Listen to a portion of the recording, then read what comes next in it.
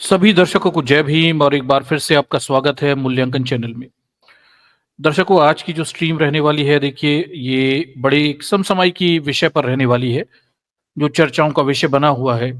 हालांकि ये लंबे समय से चर्चाओं का विषय है, पर आजकल इस पर कई रहस्य और पर्दे डालकर एक नए चरित्र में इसे प्रस्तुत कर दिया गया। जी हाँ, हम बात कर रहे हैं राम मंदिर की, जो अयोध्या में बना हुआ है। और ये शुरू से विवाद का विषय रहा कि भाई आखिर जो बाबरी मस्जिद थी, उसके नीचे कोई मंदिर था भी या नहीं। ठीक।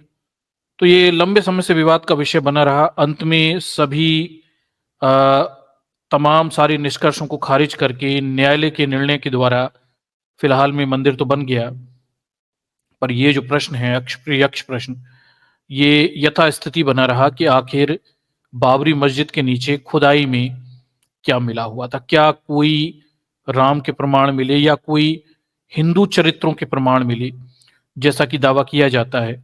इसे आज हम मूल्यांकन पर लेंगे और देखेंगे कि इतने लंबे समय तक ये विवाद में रहा, तो आखिर विशेषज्ञों से हवाले से कहेंगे, इतिहासकारों के हवाले से बात करेंगे, उन्होंने इस मुद्दे पर क्या खोज के निकाला और समय समय पर विभिन्न किताबें लिखी, आर्टिकल लिखे, लेख लिखे, पब्लिक डोमेन में भी रहे। उन सब का निष्कर्ष क्या हमारे सामने निकल कर आता है। तो बड़े महत्वपूर्ण विषय पर आज चर्चा करेंगे। कुछ महत्वपूर्ण जानकारियां आपके सामने रखूंगा। संभवतः बहुत सारे लोग इन जानकारियों से अनभिज्ञ होंगे। ज्यादातर जानकारियां उपलब्ध हैं, पर उन जानकारियों में कितना झूठ है, कितना सच है, ये भी आपके सामने आज स्पष्ट हो जाएगा। तो आज का जो हमारा विषय है, इस बात की तलाश करना कि बाबरी मस्जिद की खुदाई में किसी राम मंदिर की या हिंदू मंदिर की या सनातनी मंदिर के कोई अवशेष मिले थे या नहीं मिले, और अगर नहीं मिले तो फिर किस चीज के अवशेष मिले। क्या कोई बौद्ध स्तूप के अवशेष मिले? इस चीज को जानने की हमें जरूरत है। तो देखिए, मैं कुछ महत्वपूर्ण विषय पर जिन पे चर्चा करने वाले हैं, अपनी जो ये जो पूरा हमारा स्ट्रीम है, उससे हम कुछ खास मुद्दों पर यहाँ पर क्या बोलते हैं, चर्चा में लेकर आएंगे। हम इस मुद्दे को समझेंगे कि प्रमुख इतिहासकार आखिर क्या कहते हैं। तो प्रमुख इतिहासकारों में सबसे ज्यादा आलोचनाओं में जो ब्राह्मणवादी इतिहासकार हैं, डी एन झा, जिन्होंने बाकायदा इस मुद्दे पर रिसर्च की, उस टीम के हिस्से भी रहे, जिन्होंने इस चीज का परीक्षण किया, क्या एएसआई जो दावे कर रही है वो कितने सही हैं या गलत हैं, उनके हवाले से क्या कहा गया उनके इंटरव्यूज में और उनके द्वारा, उसे देखते हैं। वो क्या इशारे करते हैं, क्या सबूत देते हैं। तो डी एन झा हमारे क्या जानकारी हमें देते हैं हमारे सामने, वो हम देखेंगे। राम मंदिर के नीचे, मस्जिद के नीचे, बाबरी मस्जिद के नीचे वास्तव में क्या है, उसके संदर्भ में उनके विचार क्या हैं, उसे देखेंगे। और इस बात को भी देखेंगे, क्या हिंदू ग्रंथों में, जो विशेषकर इनके धर्म ग्रंथ हैं, रामायण, महाभारत, तमाम सारे धर्म ग्रंथ हैं, क्या कहीं पर भी अयोध्या में खास स्थान पर राम का जन्म हुआ, इसका उल्लेख भी है या नहीं। तो ये एक बिंदु है जिसे देखना पड़ेगा, क्योंकि ये मुद्दा राम के जन्म का है और क्या धर्म ग्रंथ, हिंदुओं के धर्म ग्रंथ आखिर कहते क्या है। ठीक। दूसरा मुद्दा जो हम चर्चाओं में लेकर आएंगे वो ये है कि भाई, ये जो बाबरी मस्जिद है, इसकी खुदाई के नीचे क्या बौद्ध स्तूप मिला था 2003 में, और फिर बाद में इसे दबा दिया गया, इस पूरे मामले को दबा दिया गया, क्या ऐसा है? तो कौन से इतिहासकार हैं जो इस बात का दावा करते हैं कि उसके नीचे बौद्ध स्तूप था, उसे लेकर आएंगे हम। उस इतिहासकारों के उस विशेष वक्तव्यों को आपके सामने रखेंगे जो उन्होंने समय समय पर दिए। हालांकि न्यायालय ने उन्हें स्वीकार नहीं किया, लेकिन बाकायदा रिसर्च करके ये चीजें निकल कर आई हुई थी, तो उसे भी हम समझेंगे। फिर हम ये भी जानने की कोशिश करेंगे, क्या जो आज राम मंदिर है, इसे ही अंग्रेजों के काल में जब कनिंगम अयोध्या के संदर्भ में खुदाई कर रहे थे, तो इसी जगह की बात कर रहे थे? क्योंकि कनिंगम का जो मॉडल है, कनिंगम ने जो जगह बताई, क्या वो यही जगह है या कोई दूसरी जगह को लोग कनिंगम के समय क्या बोलते हैं, राम मंदिर या राम के जन्म का स्थान कहा करते थे? ये गंभीर प्रश्न है जो उनके विश्लेषण से हमें पता चलेगा। देखेंगे कि वो किस जगह को राम की उत्पत्ति का स्थान बता रहे हैं या राम जन्म बता रहे हैं, और आज किस जगह पे मंदिर बनाया गया। ये एक और विषय है जो हमें इतिहास से पता चलेगा। हमें ये भी पता चलेगा कि अंग्रेजों के दौरान जब खुदाई हुई थी तो क्या जो पहाड़ी टीले आज जो दशरथ कोटा वोटा कह दिया है इन्होंने, ये क्या बौद्ध स्तूप थे जो टीले बना दिए गए, कब्जा कर लिया गया और उन पर हिंदू मंदिर बना दिए गए? क्या ऐसा है? तो इस विषय को भी हम मूल्यांकन पर लेंगे, इसे भी चर्चाओं में रहेंगे। फिर एक कहानी चला दी गई है, वो कहानी ये चला दी गई है कि कोई विष्णु की मूर्ति मिली है जो किसी बाली को मार रहा है। ये भी आजकल आप बहुत सुनते होंगे, तमाम सारे यूट्यूबर्स, मेन स्ट्रीम मीडिया ये बताते हैं। इससे प्रमाणित करते हैं कि देखिए वहां पे कोई राम या विष्णु के प्रतीक थे। तो इस मूर्ति की हकीकत क्या है, उस शिलालेख की हकीकत क्या है जिसके संदर्भ में दावा किया गया, मूर्ति के शिलालेख है जो है, दावा किया गया, क्या वो है उपलब्ध, क्या कोई उसे देख पाया, और इतिहासकार उसके संदर्भ में क्या कहते हैं? एक चीज इस पर भी बात होगी। हम बात करेंगे जब राम मंदिर की खुदाई हुई तो नीचे से बड़ी तादाद में, राम मंदिर कह रहा हूं, बाबरी मस्जिद की खुदाई हुई तो नीचे से बड़ी तादाद में वहां पे मरे हुए लोगों के कंकाल मिले। बताया जाता है 60-70 लोगों के हैं, जो भी अनुमान होगा। कहाँ गए? रिकॉर्ड में क्यों नहीं है, वो गायब क्यों है? ये गंभीर प्रश्न है। कौन लोग थे, उनका डीएनए परीक्षण क्यों नहीं किया गया? ठीक। दो कब्रें मिली तो दो कब्रें भी मिली, तो वो दो कब्रों के डीएनए परीक्षण कहाँ हैं, रिकॉर्ड पे वो क्यों नहीं है और कहाँ गायब कर दी गई? ये विषय है जिस पर आज हम चर्चा करने वाले हैं। फिर हम इस विषय से आगे बढ़कर इस मुद्दे पर भी चर्चा करेंगे कि खुदाई के दौरान मौर्य काल के कई प्रतीक, शिलालेख या किसी किस्म की जानकारियां मिली, गुप्त काल की मिली, ये भी मुद्दा है, इस पर भी बात करने वाले हैं। इसे भी हम देखते हैं कि इतिहासकारों ने खुदाई में आखिर क्या क्या चीजें निकली और उनके क्या विश्लेषण, निष्कर्ष हमारे सामने निकल कर आते। ठीक। फिर दर्शकों देखिए, जब मंदिर बनने लगा, अभी 2019-20 की बात है, समतलीकरण की गई मस्जिद मंदिर बनाने के लिए, तो कहते हैं तो फिर से कुछ नीचे से कुछ क्या बोलते हैं पुरातात्विक साक्ष्य निकले और धम्मचक्र और तमाम सारी चीजें निकली, और वो चीजें अब कहाँ गई, छुपा कहाँ दी गई? निकली तो थी। ठीक। ये इस पे भी हम देखेंगे कि समतलीकरण के दौरान फिर से वहां पे तमाम सारी जो प्रतीक निकले थे वो किस धर्म से ज्यादा संबंधित थे, इस पर भी चर्चा करते हैं। और अंत में हम उस मिथ को बस्ट करेंगे जो इस पूरे आधार का केंद्र है। आप ये देखिए, एक व्यक्ति है जिसका नाम जम के उछाला जा रहा है, उसका नाम है के मोहम्मद। राम मंदिर में इसे बुलाया गया, इसने दावा किया कि ये बीएल लाल की एक्सकवेशन टीम का सदस्य था और इसने वहां पर क्या बोलते हैं हिंदू तत्वों को देखा कि वहां पे हिंदू स्क्रिप्चर्स, तमाम सारी चीजें हिंदुओं की जो मिल रहा है वो हिंदू धर्म से संबंधित है, इसने दावा किया। एक मुसलमान दावा कर रहा है, खुद को बीएल जो बीबी लाल है उनकी टीम का सदस्य भी बता रहा है। ठीक। इसे देखेंगे, यही वो व्यक्ति है जो इस बात को भी खारिज करता है कि वहां बौद्ध धर्म का स्तूप के प्रमाण नहीं मिले। इसे पोस्टर बॉय बनाया गया, आज भी पोस्टर बॉय है, तमाम सारे यूट्यूब पर, चैनल पर, मीडिया में, सब जगह के मोहम्मद के इंटरव्यू चल रहे हैं, आज भी चल रहे हैं। ठीक। ये आपने भी देखे। पर परेशानी ये है, क्या ये के मोहम्मद कभी बीबी लाल की टीम का सदस्य था भी या नहीं? तो हम देखेंगे कि इतिहासकार हिस्ट्री में जब इसने दावा किया था, आज नहीं दर्शकों, आज से पहले, तब क्या कहा जा रहा था इसके बारे में और इसके दावों में कितनी सच्चाई है, तो ये भी हम आज मूल्यांकन पर लेंगे। तो कई सारी चीजें हैं जो हमारे सामने यहाँ पर हैं, जो हम मूल्यांकन पर लेने वाले हैं, चर्चाओं में लेने वाले हैं। एक एक करके बिंदुवार तरीके से आपके सामने चीजें रखी जाएंगी ताकि आपको पिक्चर ये समझ में आए कैसे इतिहास का एक झूठ रचा गया, मिथ बनाई गई और तमाम सारे पोस्टर्स, चरित्र सब मिलकर उस झूठ को आज सत्य के रूप में स्थापित किया गया समाज में कि देखिए यहाँ कोई हिंदू तत्व था और हिंदू मंदिर था मस्जिद के नीचे, और उसे तोड़कर बाबर के समय ये मस्जिद बनाई गई थी। वो कहानियां तो आपने बहुत सुनी, इन कहानियों पे नहीं जाऊंगा। मेरा आज का फोकस जो है खुदाई से मिली सामग्री के विश्लेषण पर है, वो हमें किस ओर इशारा कर रही है, वो हमें किस तरफ ले जा रही है और तमाम सारे इतिहासकार क्या कह रहे हैं। तो इन मुद्दों पर आज हम चर्चा करेंगे और इनमें से कई सारे मुद्दे झूठ के रूप में मीडिया में आपके सामने भी हैं। आज हम उन्हीं मुद्दों की एनालिसिस पर लेकर आएंगे और सारे प्रमाण वहीं से लेंगे कि जब ये सब घटना घट रही थी तब मीडिया क्या छाप रहा था, और के मोहम्मद के बारे में 2019 में मीडिया क्या कह रहा था, आज मीडिया क्या कह रहा है, उसके सुर कैसे बदल गए।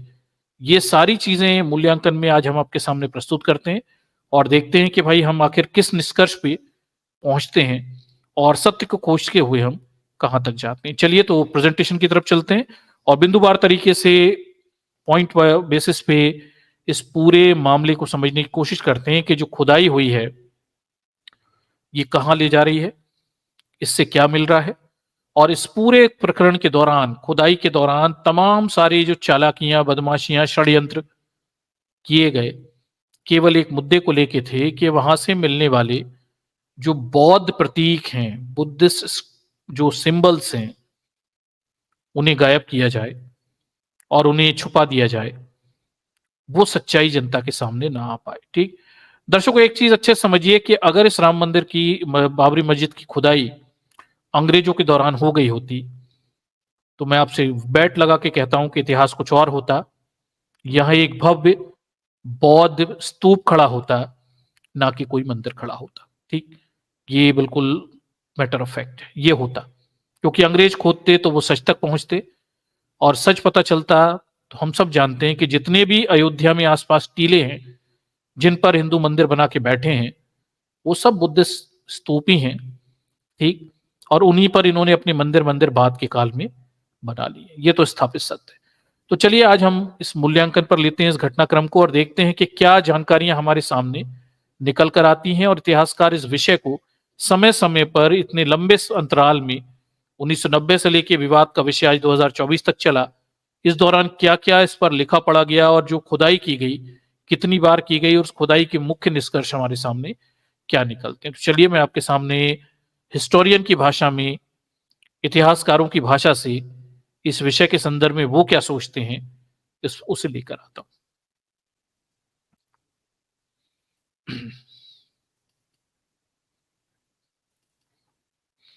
चलिए तो मैं ये प्रेजेंटेशन आपके सामने रखता हूं और इसके माध्यम से इसे देखते हैं क्या घटनाक्रम।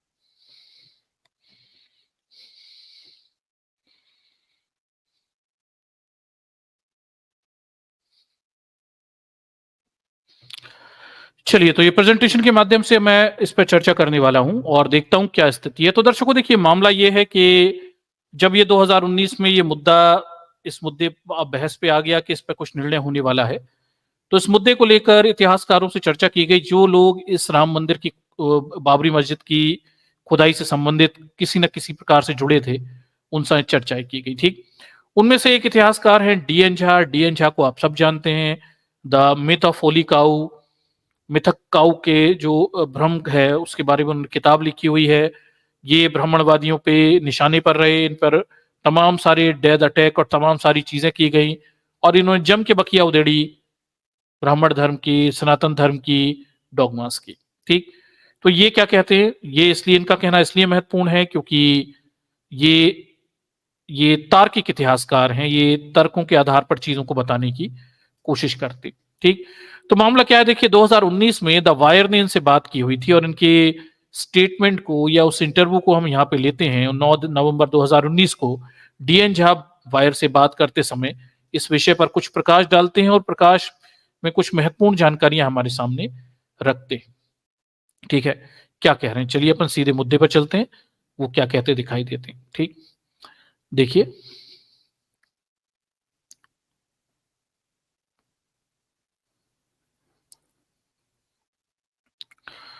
देखिए डीएन झा के बारे में कुछ जानकारियां यहाँ पे दी गई हैं कि वो उस इतिहासकारों की टीम का हिस्सा थे जिन्होंने इस पुरातात्विक खुदाई का विश्लेषण किया या इस पर अपने मत इन्होंने रखे हुए हैं। तो देखिए पूरा मामला क्या है, इसे देखिए।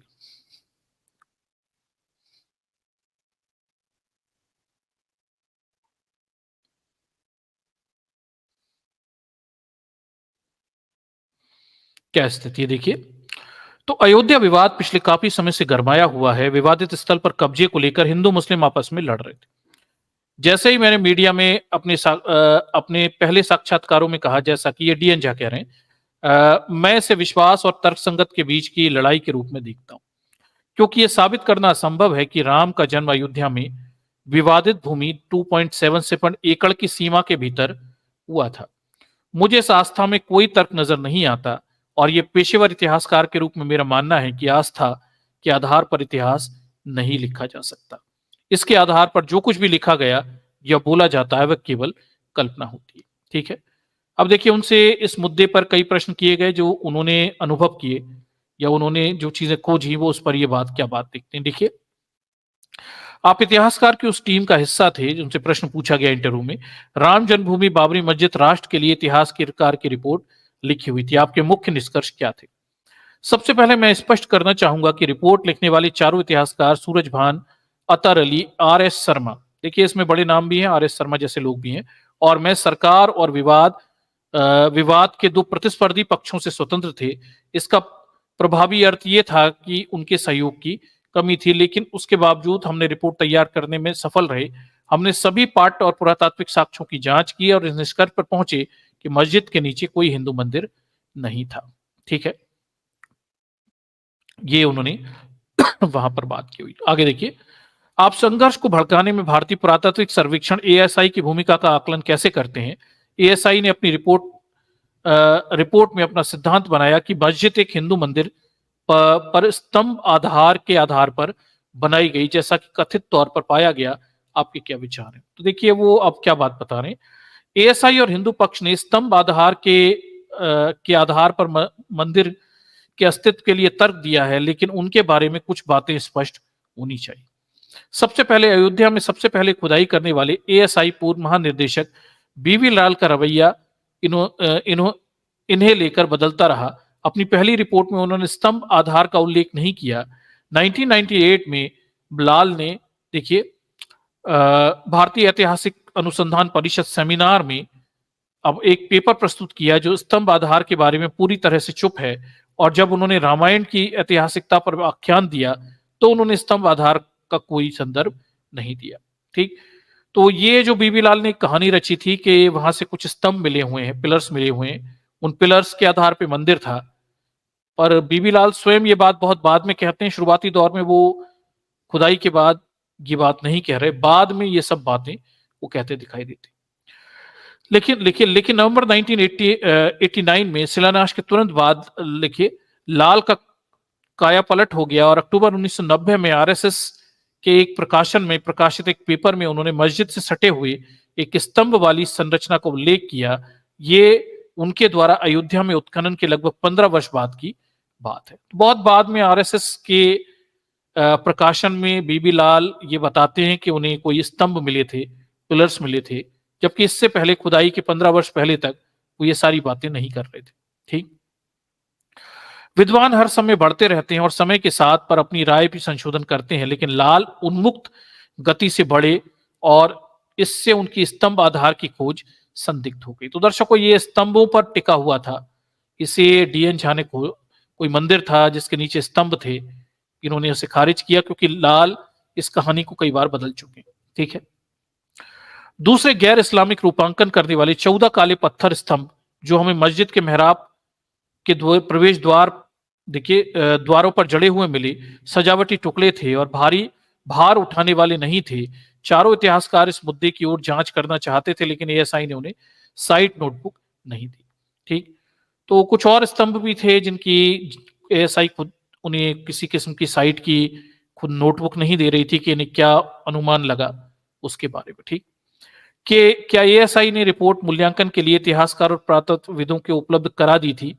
मैंने अदालत के आदेश के तहत की गई खुदाई पर अंतिम रिपोर्ट नहीं देखी, लेकिन जिन पुरातात्विक इतिहासकारों ने इसे पढ़ा है उन्होंने इसे रद्द कर दिया है। सबसे पहले खुदाई करने वाले एएसआई पुरातत्वविदों ने उन वैज्ञानिक मानदंडों का पालन नहीं किया जिन्हें इस तरह से अभ्यास में देखा जाना चाहिए।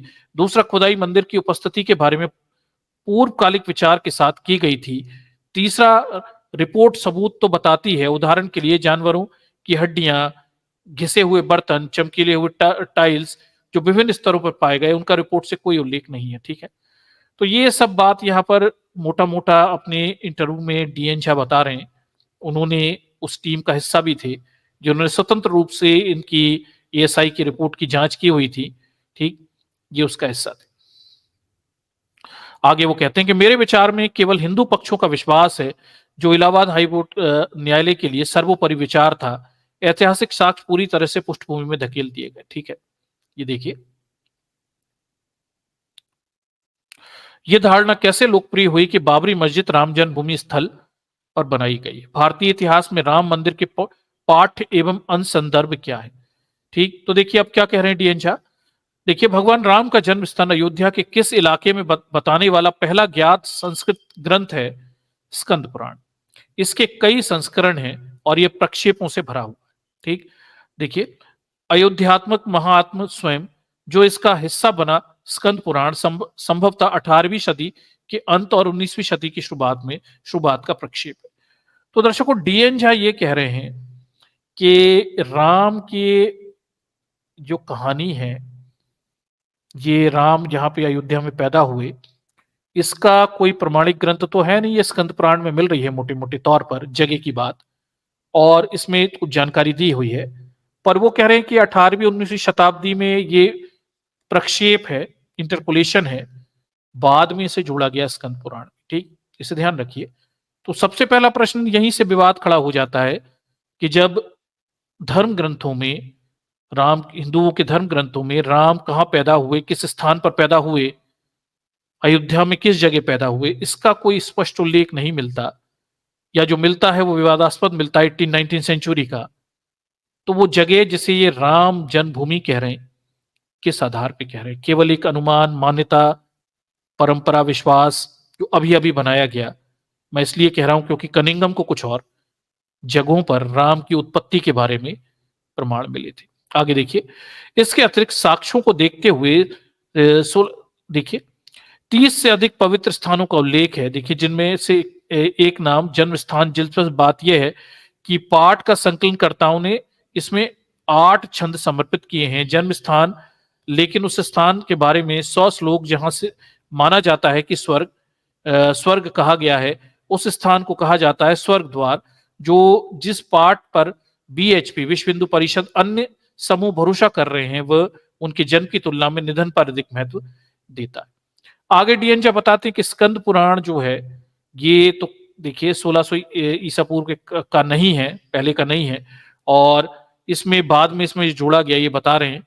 और ये जो 30-100 श्लोक हैं जो जिन पर बीएचपी वाले जोर दे रहे हैं कि ये बताते हैं कि अयोध्या में राम पैदा हुए, पर वो श्लोक भी ज्यादातर राम के मरने वाले स्थान यानी स्वर्ग द्वार पर अधिक केंद्रित हैं बजाय जन्म के स्थान पर। ठीक, पाठ के संकलनकर्ता के लिए राम की मृत्यु उनके जन्म स्थान से अधिक महत्वपूर्ण थी। यह भी स्वर्ग द्वार सरयू नदी के तट पर उस मस्जिद स्थल से बहुत दूर है जिसे राम जन्म होने का दावा किया गया। तो मोटा मोटा डीएन झा अपने अध्ययन के आधार पर यह बताने की कोशिश कर रहे हैं कि हिंदू ग्रंथों में स्कंद पुराण में थोड़ी बहुत जानकारी मिलती है कि राम अयोध्या में पैदा हुए, लेकिन जो श्लोक जोड़े गए ये भी बाद के हैं। ठीक, और मोटा मोटा राम अयोध्या में किस जगह पैदा हुए, अयोध्या कौन सी है, क्या है, इसका कोई सटीक विवरण हिंदू ग्रंथों में देखने को नहीं मिलता है। ठीक, तो ये अपने आप में संदिग्ध है कि जिस स्थान को आज ये राम जन्मभूमि कह रहे हैं, अपने धर्म ग्रंथों के आधार पर उसे सिद्ध करवाने के लिए इनके पास प्रमाण उपलब्ध नहीं है। ये मान्यताएं बाद में बनाई गई। आगे देखिए, एक और मामला भी है। देखिए, फ्रांसीसी ज्यूसिट पादरी टिफेन थेलर ने शायद 1765 से पहले अयोध्या का दौरा किया था। उन्हें पहली बार मस्जिद के निर्माण के लिए मंदिर के विनाश का उल्लेख किया था, लेकिन इसे लोकप्रिय होने में समय लगा। ठीक, आगे देखिए, क्या ऐतिहासिक ग्रंथों में अयोध्या को हमेशा एक तीर्थ स्थल माना गया? तुलसीदास की रामचरितमानस अयोध्या के बारे में क्या कहती है? तो आगे वो क्या कहते हैं, यह देखने के लिए कोई सबूत नहीं है कि प्राचीन काल में अयोध्या एक हिंदू तीर्थ स्थल था। दर्शकों, इसे ध्यान रखिए, अयोध्या एक बौद्ध प्रमुख नगरी थी, उसे साकेत कहा जाता था। इसके 100 प्रमाण हैं। लेकिन डीएन झा यहां पे ये कह रहे हैं कि भाई ये दिखाने के लिए कोई सबूत नहीं है कि प्राचीन काल में अयोध्या एक हिंदू तीर्थ स्थल था। इसे ध्यान रखिएगा कि डीएन झा के हवाले से है। डीएन झा एक प्रमुख इतिहासकार हैं जिनके बड़े गहरे अध्ययन हैं। और आगे क्या कह रहे हैं इसे भी देखिए। ये 18वीं शताब्दी तक भी एक के रूप में उभरी नहीं थी। देखिए, तक भी एक के रूप में उभरी नहीं थी। डीएन झा कह रहे हैं कि 18 सेंचुरी तक भी ये इस स्वरूप में नहीं थी जिस स्वरूप में आज ये हिंदू तीर्थ स्थल के रूप में स्थापित है। रामचरितमानस के प्रसिद्ध लेखक तुलसीदास ने अयोध्या का उल्लेख तीर्थ स्थल के रूप में नहीं किया है। उनका सुझाव है कि अयोध्या नहीं बल्कि प्रयाग था जो एक उनके लिए एक प्रमुख तीर्थ स्थल था। अब यह भी मजेदार स्थिति देखिए दर्शकों, तुलसी के लिए प्रयाग प्रमुख तीर्थ स्थल है, अयोध्या नहीं है। 18 सेंचुरी तक भी अयोध्या इस स्वरूप में नहीं थी जैसे आज प्रमुख हिंदू केंद्र बताई जा रही है। डीएन झा के हिसाब से, उनके अध्ययनों के हिसाब से, इसे अच्छे समझिए, ये बहुत प्रमुख हिंदू तीर्थ स्थल था। इसके कोई बेहतर प्रमाण हमें नहीं मिलते, ऐसा डीएन झा कह रहे हैं। प्राचीन काल में तो बिल्कुल भी नहीं मिलते। हाँ, ये बौद्ध स्थल था, ये निर्विवाद रूप से स्थापित है, साकेत इसका नाम था। आगे देखिए, क्या ऐसी संभावना है कि अयोध्या अन्य धर्म जैसे बौद्ध धर्म, जैन धर्म का भी केंद्र रहा हो? देखिए, इस बात को प्रमाण है कि प्रारंभिक मध्ययुगीन काल में अयोध्या एक महत्वपूर्ण बौद्ध केंद्र था। वेनसांग, चीन के तीर्थयात्री जो 7वीं शताब्दी में हर्षवर्धन के समय भारत आए, ने यह बौद्ध उपस्थिति का उल्लेख किया था। उन्होंने दर्ज किया कि यहाँ 100 बौद्ध मठ थे। ठीक है, ये 100 बौद्ध मठ थे और केवल 10 मठ देव स्थान पर थे। ठीक है, ब्राह्मणवादी मठ ये बता रहे हैं। हालांकि तब तो ब्राह्मणवाद नहीं था, लेकिन फिर भी डीएन झा परंपरागत इतिहास में विश्वास रखते हैं। फिर भी इस बात को मानते हैं कि अयोध्या में जो है ज्यादातर बौद्ध मठ ही थे, इसकी बात मानते। ठीक, अयोध्या के साकेत के नाम से जाना जाता था जिसका उल्लेख बौद्ध और जैन ग्रंथों में मिलता है। इसके अलावा जैनियों का दावा कि सबसे प्राचीन तीर्थंकर ऋषभनाथ का जन्म का स्थान है। ठीक, तो प्रमुख रूप से अयोध्या बौद्धों का केंद्र थी। कुछ जैनी तीर्थंकर भी यहाँ पर पैदा हुए, ये भी बात है। लेकिन हिंदुओं से इसका, ब्राह्मणवादी सनातनियों से इसका कोई संबंध है, इस पर प्राचीन काल तक डीएन झा सहमत होते हुए दिखाई नहीं देते। ठीक है,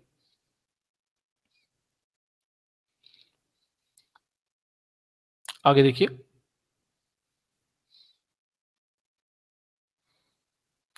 आगे क्या बात कहते दिखाई देते हैं, देखिए।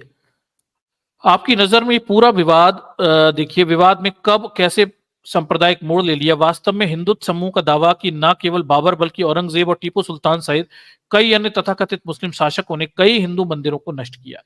इस पर वो क्या कहते हैं, इसमें कोई संदेह नहीं कि मुस्लिम शासकों ने हिंदू मंदिरों को नष्ट किया। लेकिन हमें यह याद रखना चाहिए कि हिंदू मंदिरों पर या पूजा स्थानों को नष्ट करने में अत्यधिक कुख्यात हैं। यह सिद्ध किया जा सकता है कि उन्होंने जैनियों और बौद्धों को असंख्य धार्मिक प्रतिष्ठानों को नष्ट किया है। निश्चित तौर पर यह शोध का विषय है, देश में किसी दिन कितने मंदिर तोड़े गए। तो दर्शकों, डीएन झा ये कह रहे हैं कि मुसलमानों ने हिंदुओं के मंदिर तोड़े, चलिए ठीक है, लेकिन हिंदू ज्यादा कुख्यात रहे बौद्ध और जैनियों के धार्मिक स्थानों को तोड़ने, नष्ट करने के लिए डीएन झा इस बात पर अपनी सहमति दर्शा रहे हैं। आगे देखिए, दर्शकों, ये इसलिए महत्वपूर्ण है कि डीएन झा परंपरागत इतिहास को मानते हैं, लेकिन वो भी इन सब चीजों में विश्वास रखते हैं कि बुद्ध से एक संस्कृति थी जिसे हिंदुओं ने तोड़कर या सनातनियों ने तोड़कर नष्ट किया है, ब्राह्मणवादियों ने तोड़कर नष्ट किया। आगे देखिए,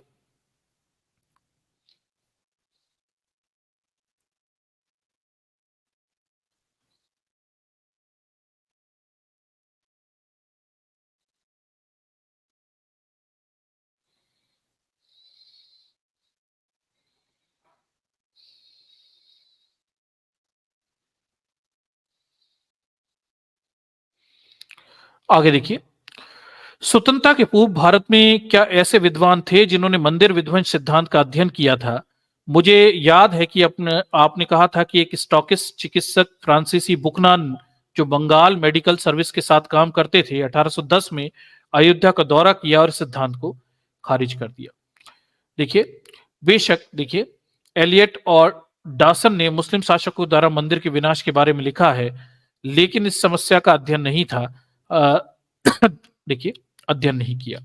हालांकि उन्होंने विनाश के तथ्यों का उल्लेख किया। हिंदू मंदिर देखिए, ये सब बातें लिखी हैं।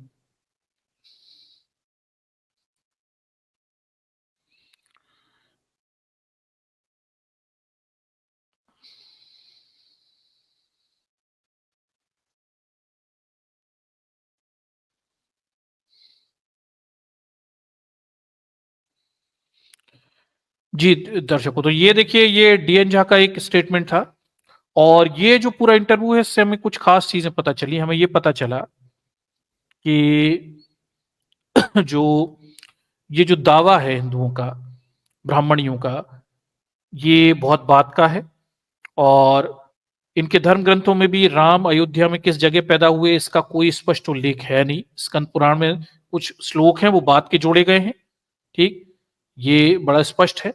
और ये दावा भी करना कि कोई नीचे क्या बोलते हैं हिंदू मंदिर था, उसके कोई क्या बोलते हैं किसी किस्म के पिलर्स मिले, इस बात को लेकर भी डीएन झा सहमत दिखाई नहीं देते।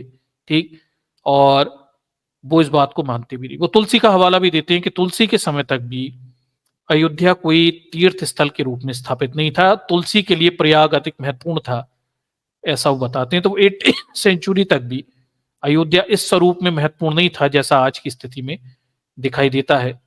ठीक, अगर ये महत्वपूर्ण था प्राचीन काल में, तो बौद्धों के लिए था, जैनों के लिए था, उनके लिए महत्वपूर्ण था। और ब्राह्मण धर्मों से इसका ज्यादा कुछ लेना देना दिखाई नहीं देता। ये डीएन झा इस बात को लेके सहमत दिखाई देते हैं। और उन्होंने मोटी मोटी हमें एक जानकारी यहां से पता चली उनके विश्लेषण से, उनके एनालिसिस से, कि जो दावे किए गए मंदिर होने के, उसमें दम नहीं है। पिलर्स विलर्स वाली थ्योरी कमजोर है। और जो ये जो पूरी कहानी रची गई है धर्म ग्रंथों के आधार पर कि राम वहां पैदा हुए, तो इसको साबित करने के लिए हिंदुओं के पास स्कंद पुराण के 18वीं 19वीं शताब्दी के 100 श्लोकों के प्रक्षेप श्लोकों के अलावा कोई मौजूद प्रमाण दिखाई नहीं देता कि अयोध्या में कहां राम पैदा हुए। ठीक, तो ये अपने आप में दावा जो है बहुत बात का है और कमजोर है। ठीक, ये अच्छे से समझिए। अब हमारे सामने ये प्रश्न है कि भाई, खुदाई के अवशेषों के आधार पर वो कौन से इतिहासकार हैं जो इस पूरे घटनाक्रम को या इस पूरे क्षेत्र को बौद्ध स्तूप के रूप में बता रहे हैं। और वो भी बड़ा रोचक है, क्योंकि जो इतिहासकार इसे बाबरी मस्जिद के नीचे बौद्ध स्तूप बता रहे हैं, वो वास्तव में मुस्लिम पक्ष की तरफ से प्रस्तुत किए गए इतिहासकार थे। तो ये अपने आप में एक और रोचक बात है जो आपके सामने मैं अब रखने चाह रहा हूं। देखिए क्या कह रहे हैं, इन्हीं लेके आता हूं। ठीक,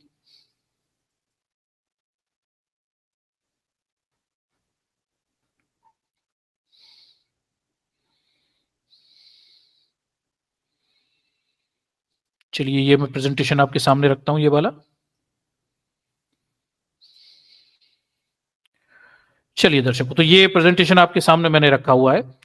देखिए, तो ये दो पुरातत्वविद हैं, इसमें एक सुप्रिया वर्मा है और जया मेनन है। इनके साक्षात्कार लिए गए। ये मुस्लिम पक्ष की तरफ से विवादित स्थल की खुदाई की जांच कर रहे थे, उनमें से शामिल थी। वायर ने इनका इंटरव्यू लिया, 2019 में लिया। और तब इन्होंने 2003 में खुदाई के संदर्भ में क्या कहा, यह बड़ा महत्वपूर्ण है, क्योंकि ये कोई हिंदू पक्ष के भी नहीं है, ये कोई बौद्ध पक्ष के भी नहीं है। मुस्लिम पक्ष की तरफ से बाबरी मस्जिद की खुदाई का अवलोकन करने वाली टीम का हिस्सा हैं सुप्रिया वर्मा और जय मेनन। ये क्या कह रहे हैं, थोड़ा इन्हें सुनिए। और ये बड़ी महत्वपूर्ण जानकारी हमें दे रहे हैं, जिस पर 2003 में काम होना था, लेकिन गफलत पैदा की गई। विष्णु की बाली को मारते हुए मूर्ति, एक शिलालेख की कहानी गढ़ के बौद्ध स्तूप के मामले को छुपाया गया। इससे थोड़ा ध्यान दीजिए, इससे आपको थोड़ी सी और जानकारी पता चलेगी। देखिए, द वायर में पुरातत्वविद सुप्रिया वर्मा और जय मेनन का साक्षात्कार लिया। इन्होंने 2003 में विवादित स्थल की अदालत के आदेश पर की गई खुदाई का अवलोकन किया। दर्शकों, इन्होंने खुदाई का अवलोकन किया है, ये बड़ी महत्वपूर्ण, इसे ध्यान रखिए। 21 नवंबर 2019 का ये उनका इंटरव्यू का क्या बोलते हैं, ये प्रकाशित हुआ था। इस पर हम देखते हैं। देखिए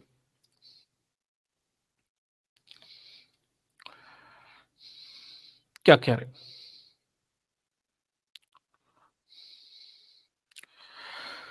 देखिए, साक्षात्कार में देखिए द वायर ने दो प्रतिष्ठित पुरातत्वविद सुप्रिया वर्मा और जय मेनन से बात की, जिन्होंने सुन्नी वक्फ बोर्ड की ओर से साइट की अदालत के आदेश पर की गई खुदाई का अवलोकन किया था। आगे देखिए, एएसआई ने निष्कर्ष निकालने के लिए 6 महीने की खुदाई की मस्जिद के नीचे एक हिंदू मंदिर मौजूद है। हालांकि सुप्रिया वर्मा और मेनन दोनों एएसआई से पूरी तरह से असहमत थे। ठीक है, तो और तर्क दिया कि खुदाई स्थल से अंतर्निहित संरचनाओं के सबूत मिले हैं जो या तो छोटी मस्जिद या बौद्ध स्तूप से मिलते जुलते हैं। ठीक, दर्शकों देखिए, मस्जिद के नीचे मस्जिद की बात है और फिर अंत में बौद्ध स्तूप की बात है, और ये 2003 में ही निकल आया था। उसके बाद इस पूरे मामले पर कैसे पर्दा डाला गया, इसे हम आगे थोड़ा सा देखते हैं। आगे देखिए, मंदिर नहीं है। देखिए, उनका मानना था कि खुदाई के दौरान जुटाए गए सबूत एएसआई के निष्कर्ष का समर्थन नहीं करते। आगे देखिए, जब इलाहाबाद उच्च न्यायालय के फैसले ने विवादित भूमि के 3 पक्षों के बीच समान रूप से विभाजित कर दिया, तो वर्मा और मेनन ने एएसआई रिपोर्ट और उसकी कार्य प्रणाली पर सवाल उठाते हुए इकोनॉमिक्स एंड पॉलिटिकल वीकली में एक पेपर प्रकाशित किया। क्या कह रहे हैं ये दोनों?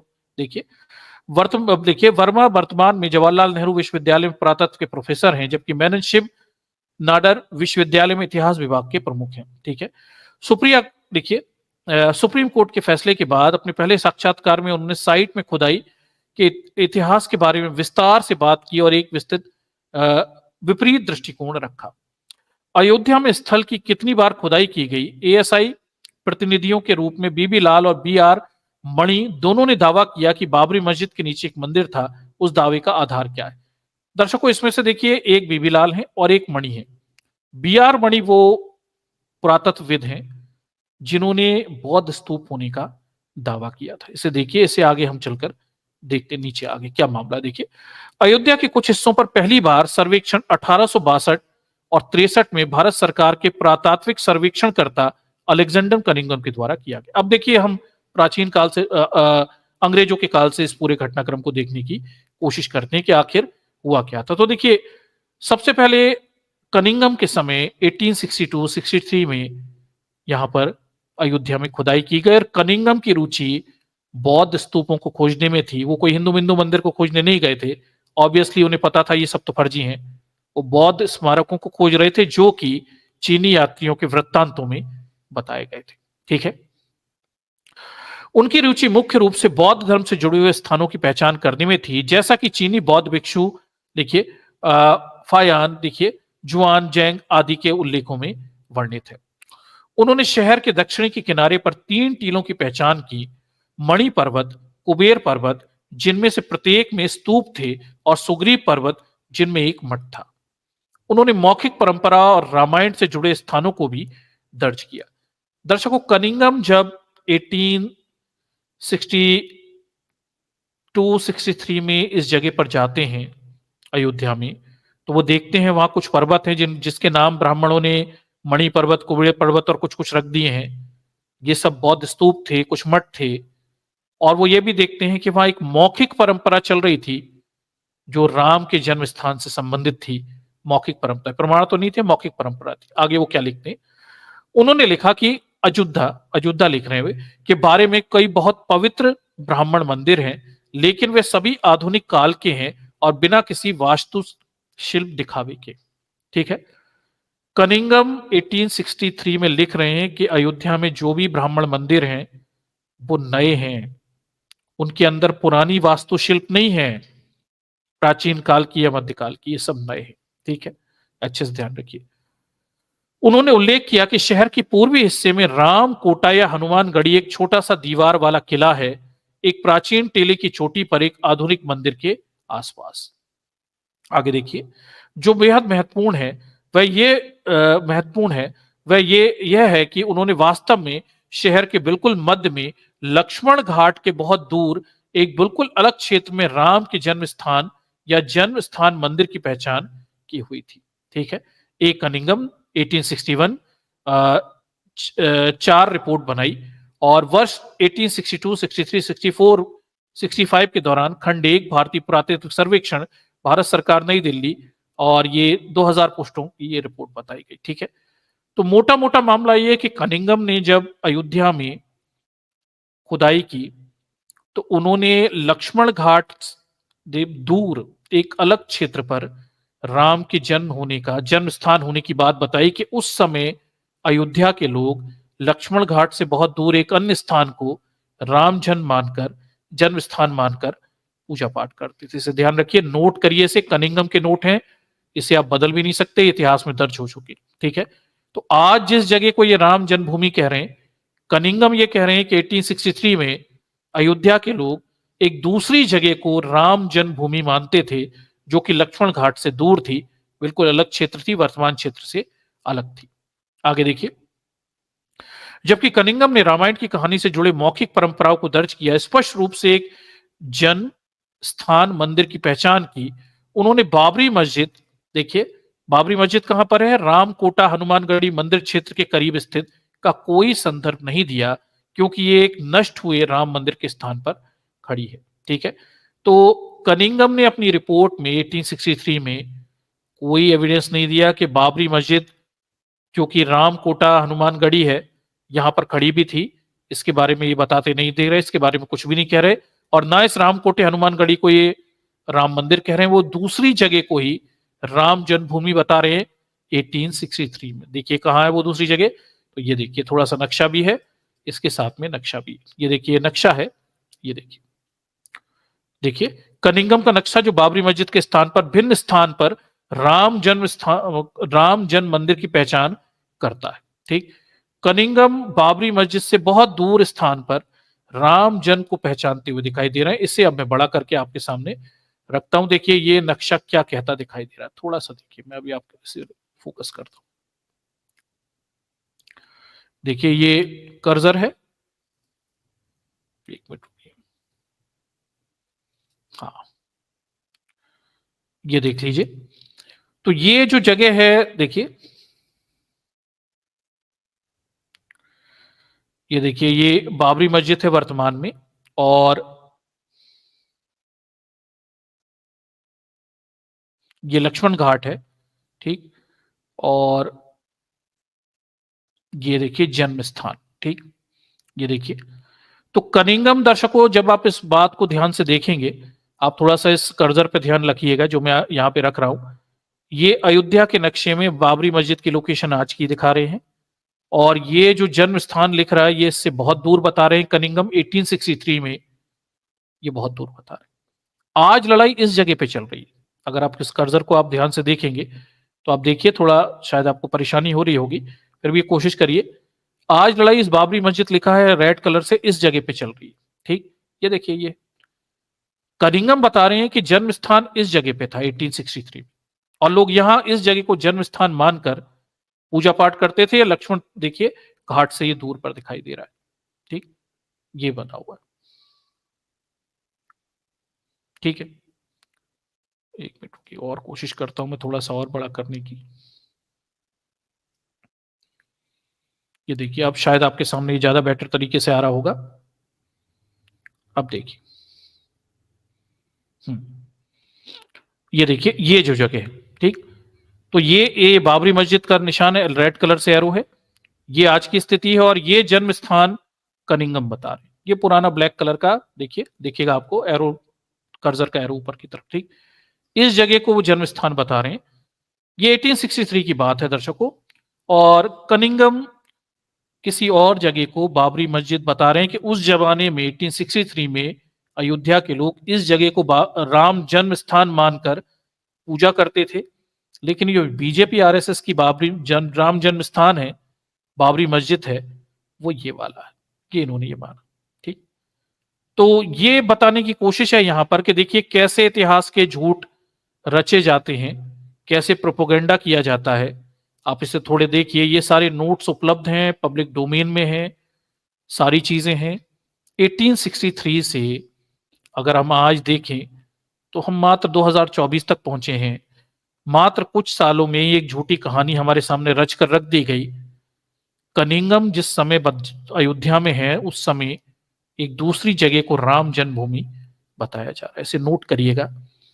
और बाबरी मस्जिद जो है ये आज दूसरी जगह पे है, लेकिन इन्होंने कैसा एक फर्जी झूठा एक टीले पर, बुद्धिस्ट स्तूप के टीले पर जो मस्जिद बनी थी, बाबरी मस्जिद, उसे इन्होंने राम जन्मभूमि के रूप में स्थापित कर दिया। और इस फर्जीवाड़े को करके बाकायदा इन्होंने क्या कर लिया, आज उसे सत्य भी स्थापित कर लिया। मतलब आज आप क्या करोगे, व्हाट यू कैन डू। अब उसके नीचे ऊपर मंदिर बन गया, वो जो स्तूप था वो तो नीचे गया, उसकी खुदाई अब संभव नहीं है, बहुत मुश्किल है। ठीक, तो पूरी बुद्धिस्ट विरासत को किस तरह से खा गए। संभवतः ये खुदाई कनिंगम के समय हो गई होती, हालांकि उस समय तो विवाद की स्थिति भी नहीं है, वो दूसरी जगह की बात बता रहे, तो कुछ और होता। ठीक, तब शायद बौद्ध स्तूप निकल गया होता, क्योंकि अंग्रेज लोग तो निकाल ही लेते, और आज हमारे सामने इतिहास दूसरा होता। और ये झूठी कहानी पर रचा गया ये जो षड्यंत्र है, जिसके नाम पर सत्ता हत्या ली गई, देश के लोगों को गुमराह किया जा रहा है और देश में सांप्रदायिकता फैलाई जा रही है, संभवतः ये देखने को हमें नहीं मिलता। आगे देखिए क्या स्थिति है। अयोध्या में अन्य उत्खनन एक टीम के द्वारा किए गए, इसे मैं थोड़ा सा बड़ा करता हूं, हाँ ओके। अयोध्या में अन्य उत्खनन एक टीम के द्वारा किया गया था, जिसमें बनारस हिंदू विश्वविद्यालय के नारायण, टी.एन. नारायण और पी सिंह शामिल थे। ठीक है, देखिए भारतीय पुरातत्व एक समीक्षा 1969, 70 और ये सब उसका नंबर दर्ज है।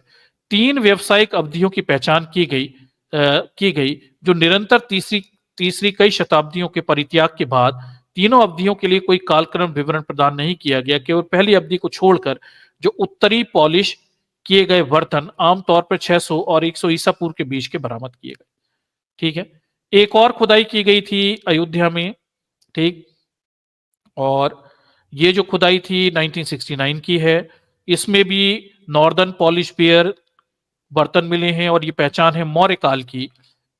और मौर्य काल में ना तो ब्राह्मण थे ना उनका धर्म था, ये सुस्पष्ट है। ठीक है, आगे देखिए, अब हम असली कोर की तरफ जाते हैं, बीबीलाल वाले मामले की तरफ जाते हैं। अब झूठ कहां कैसे रचा जाएगा इसे भी देखेंगे। आगे देखिए, 1975 और 1986 के बीच बीबीलाल ने रामायण स्थानों का पुरातत्व नाम का एक राष्ट्रीय परियोजना तत्वाधान में अयोध्या सहित विभिन्न स्थानों पर खुदाई की।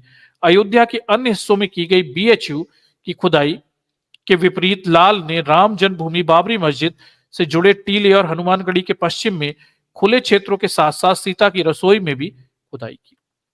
उन्हें कब्जे के लिए 3 अवधियों के प्रमाण मिले, 7वीं शताब्दी ईस्वी से 3री शताब्दी ईस्वी तक, 4वीं से 6ठी शताब्दी ईस्वी तक 500 से अधिक वर्षों के कब्जे में। लिखिए, विराम के बाद 11वीं शताब्दी के आसपास देखिए इस पर फिर से कब्जा कर लिया गया। ठीक, कर लिया गया।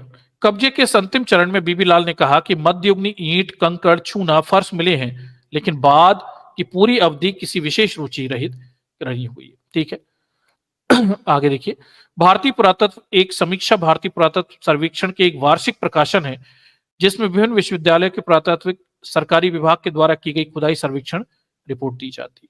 आगे देखिए, अक्टूबर 1990 में बीबीलाल ने राष्ट्रीय स्वयंसेवक संघ आरएसएस द्वारा निकाले जाने वाले पत्रिका मंथन में एक लेख लिखा, जहां उन्होंने 1975 और 1980 के बीच अयोध्या में की गई खुदाई की एक तस्वीर प्रकाशित की थी। इस तस्वीर में कई ईंट पत्थर थे, टूटे हुए ईंट के ढेर पर उनका दावा था कि एक मंदिर के स्तंभ का आधार है जिसे बाबर ने नष्ट किया था। तो दर्शकों, ये बीबीलाल ने शुरुआत में जब खुदाई की तो उन्होंने ये दावे नहीं किए कि ये कोई मंदिर का अवशेष मिले। बाद में फिर हम ये देखते हैं कि आरएसएस के लिए, उनके मुख्य पत्र के लिए लिखते समय ये जो बीबीलाल हैं, ये बाद में दावा करते हैं कि उन्हें कुछ मंदिर के स्तंभ अवशेष मिले थे, खुदाई में बहुत बाद में दावा करते हैं। यहीं से बीबीलाल की प्रामाणिकता जो है संदिग्ध नजर आने लगती है। ये एक फोटो था जो उन्होंने जारी किया हुआ था, देखिए ये चित्र है और ये उन्होंने जारी किया हुआ है इस चित्र को। इस चित्र के आधार पर वो कह रहे हैं कि किसी मंदिर के अवशेष या स्तंभ रखे जाते थे और मंदिर इस पे बना हुआ था। ज्यादातर इतिहासकारों ने इसे मना कर दिया, इस थ्योरी को लेने से मना कर दिया, ज्यादातर इतिहासकार सहमत नहीं। स्तंभ आधारों की खुदाई बीबीलाल 1917 के दशक के द्वारा की गई, सुप्रिया वर्मा ने फोटो शेयर की हुई थी। ठीक, ये देखिए, इस पर वो खड़े हुए थे। इतिहासकार मानते हैं कि ये इतना कमजोर है कि इस पर कोई बड़ी मंदिर संरचना खड़ी नहीं हो सकती। इस तरह के आधार से ज्यादा मजबूत आधार की जरूरत है स्तंभों को खड़ा होने। ये छोटे छोटे पिलर देखिए, ये पिलर थोड़ी बड़े मंदिर के लिए सहारा दे सकते हैं। ठीक, ये देखिए, आगे देखिए, अब आगे चलते हैं।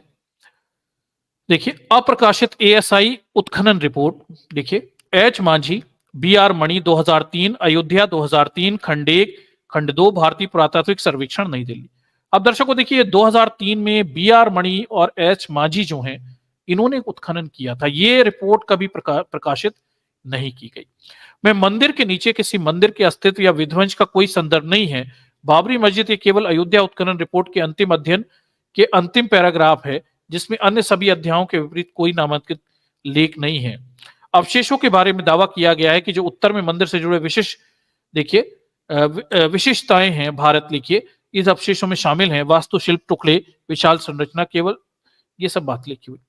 जब बी आर मणि इस स्थान की खुदाई कर रहे थे तो उन्होंने मुस्लिम पक्ष का प्रतिनिधित्व किया था और अब उन्होंने पाया कि बुनियादी पुरातात्विक पद्धति का पालन नहीं किया गया है। क्या आप विस्तार से बता सकते? ठीक है, बुनियादी समस्या संग्रहण नीति से संबंधित थी।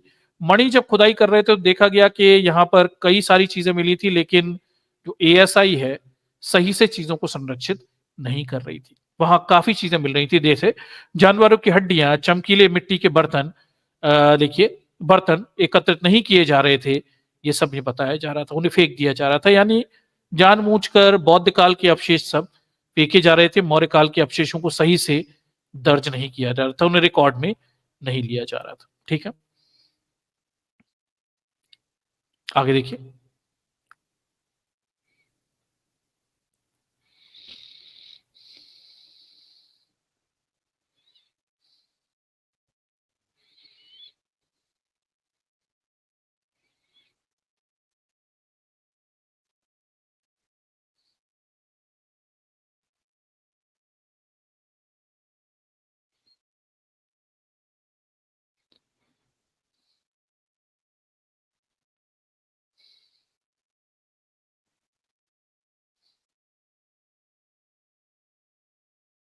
चलिए आगे देखिए, ये क्या कह रहे हैं, देखिए।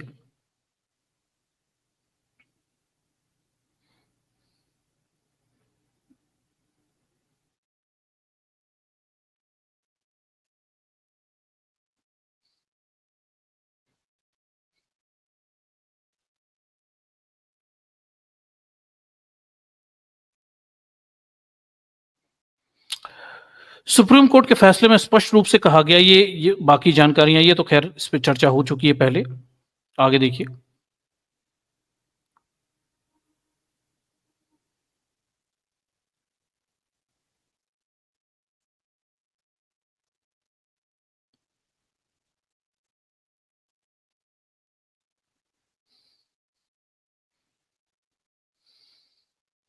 हम्म,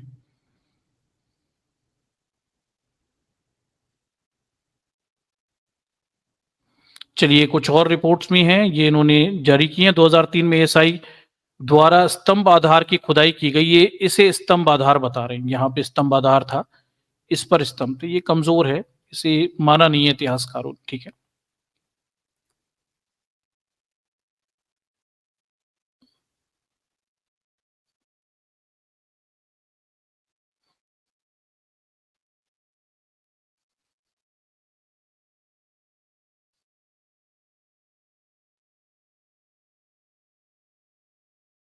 चलिए यहाँ पे कुछ इंपॉर्टेंट चीजें हैं, उन्हें मैं हाईलाइट करता हूँ। यहाँ पे देखिए,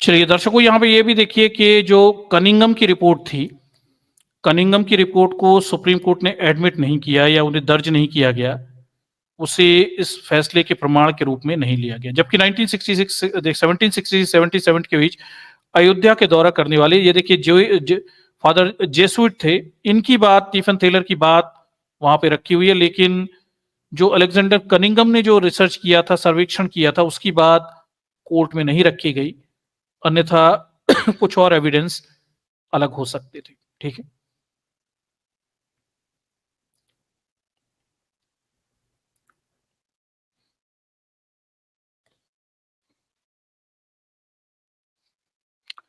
देखिए फिर ये क्या कहती हैं, खुदाई के दौरान क्या आपको उस स्थान पर बौद्ध या जैन मंदिर होने की कोई संभावना दिखी?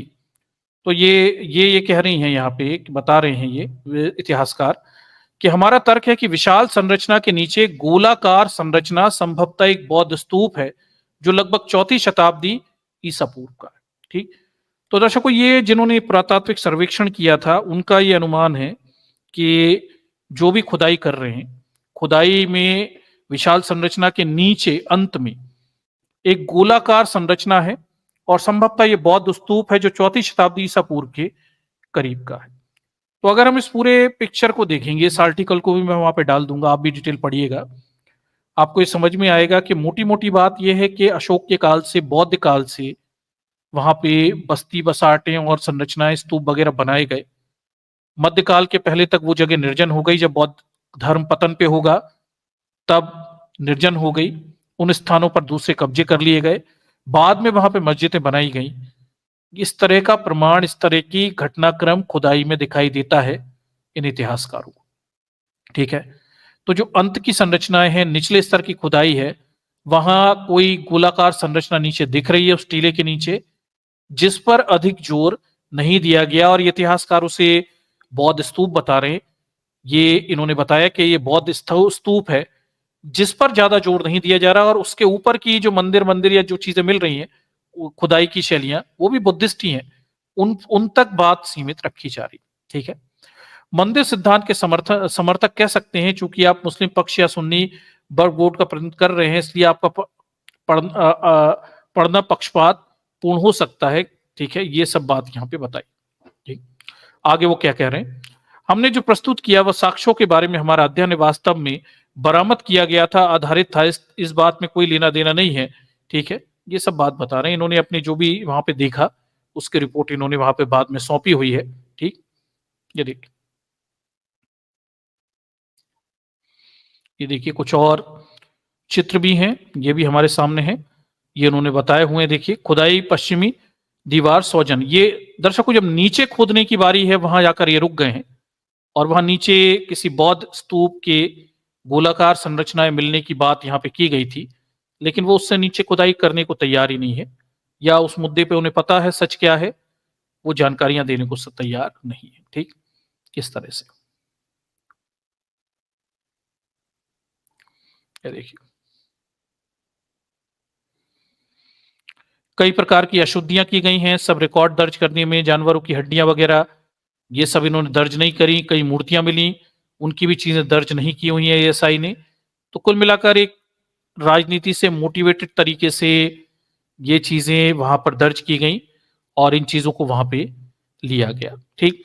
तो ये इसमें देखिए, सुप्रिया वर्मा जो हैं, इन्होंने बाकायदा इस बात को कहा कि उन्होंने जो वहां पे देखा, मुस्लिम पक्ष के इतिहासकार के रूप में अवलोकन करके देखा, तो वो इस निष्कर्ष पे पहुंची हुई हैं कि भाई ये जो पहुंचे हैं कि भाई ये दोनों इतिहासकार थे, दो लोग थे, और ये मुस्लिम पक्ष की तरफ से गए थे कि जो अंतिम विशाल संरचना है उसके नीचे गोलाकार संरचना बौद्ध स्तूप के रूप में दिखाई देती है। यही चीज कनिंगम के एनालिसिस में भी हमें दिखती है, वो भी बौद्ध टीलों की ही पहचान कर रहे हैं, और कनिंगम ये भी कहते दिखाई देते हैं कि वो जो जगह है जिसे आज ये बाबरी मस्जिद, राम जन्मभूमि कह रहे हैं, वहां नहीं था 1863 तक, दूसरी जगह है जिसे राम जन्मभूमि के नाम से लोग कथाओं के रूप में प्रचारित करते थे। ठीक। ये कनिंगम कह रहे हैं। तो इसे सुप्रिया वर्मा और इनके स्टेटमेंट से हमें दो मोटी बातें पता चली। एक, राम जन्मभूमि का स्थान कनिंगम के समय दूसरा था, आज बीजेपी आरएसएस ने इसे बाबरी मस्जिद के नीचे बना दिया। दूसरा, खुदाई के कई स्तर थे, लेकिन खुदाई के अंतिम स्तर पर ये मानते हैं कि कोई गोल संरचना है और वो गोल संरचना बौद्ध स्तूप के अवशेष है। ये इनका तर्क है। जिसे कोर्ट स्वीकार नहीं कर रहा है। और तीसरा, कनिंगम के जो उनके जो नोट्स हैं वो भी हैं, वो भी इन्होंने रखे। वो भी यही बता रहे हैं कि ये जो अयोध्या में तमाम किस्म के टीले बना लिए गए हैं, कोई दशरथ कोटा, कोई सुग्रीव कोटा, टीला टाइप से कब्जे कर लिए गए हैं छोटे मोटे, ये सब बौद्ध स्तूप हैं।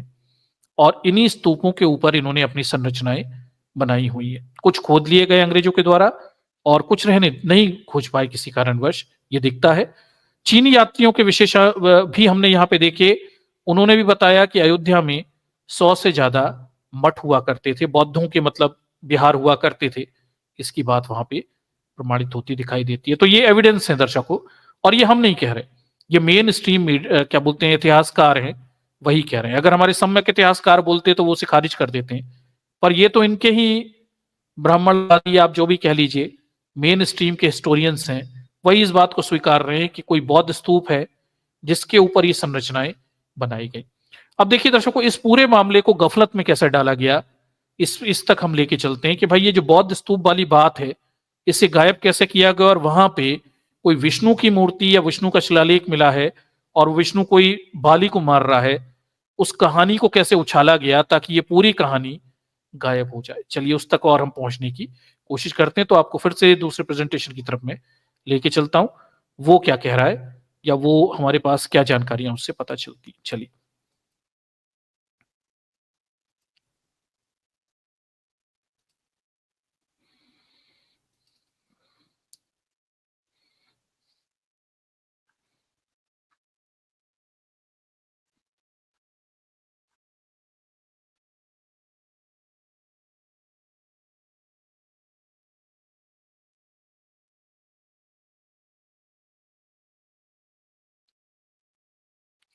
चलिए तो मैं शेयर कर रहा हूं इस प्रेजेंटेशन, इसके माध्यम से हम देखते हैं ये क्या कहते दिखाई दे रहे हैं।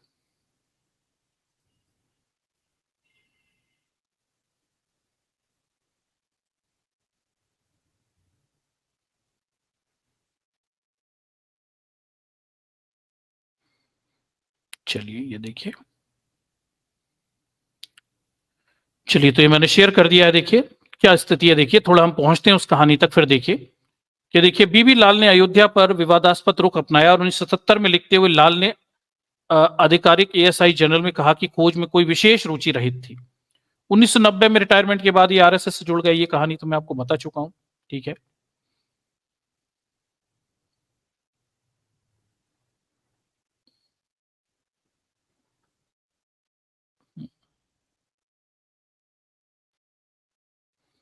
चलिए एक और व्यक्ति थे बीबीलाल के समर्थन में आ गए, बीबीलाल की टीम के मोहम्मद, जिन्होंने अपनी आत्मकथा में दावा किया कि खुदाई में हिंदू मंदिर मिला है, और वामपंथी इतिहासकार कट्टरपंथियों के साथ मिलकर मुस्लिम समुदाय को गुमराह कर रहे हैं। ये भी ध्यान रखिएगा। ये के मोहम्मद की कहानी भी अभी मैं थोड़ी देर में आपके सामने रखता हूं। ठीक है,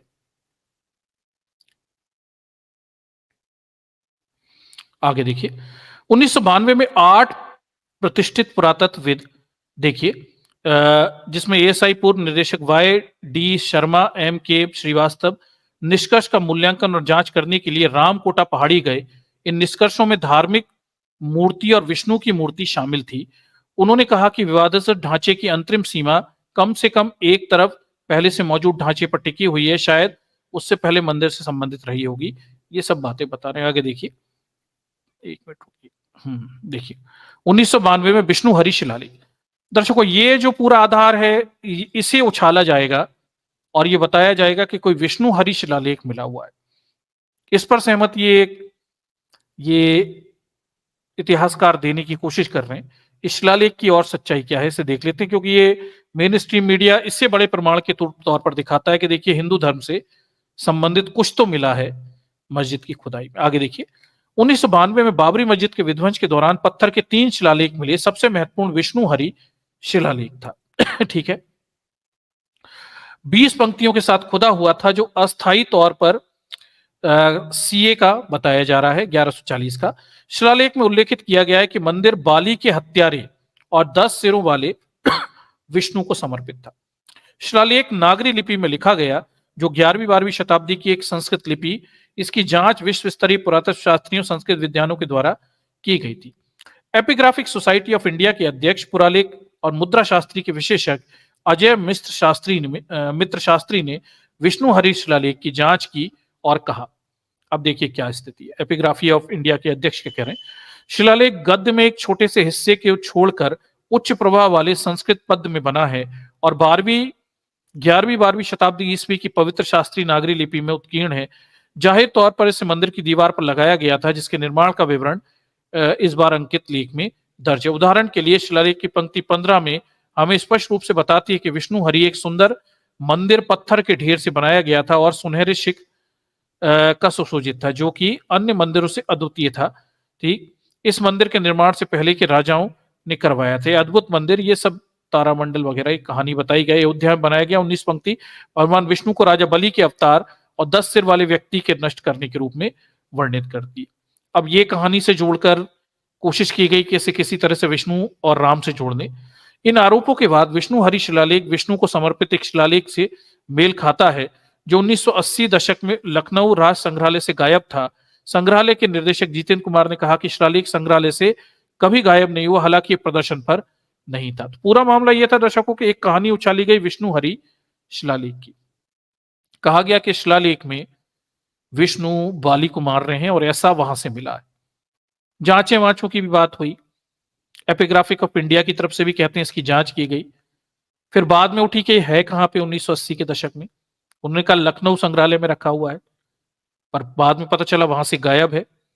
लखनऊ संग्रहालय के जो हेड है उनसे पूछा गया कि भाई ये कहाँ है, तो वो कहते हैं कि भाई गायब नहीं है, ये तो रखा हुआ है।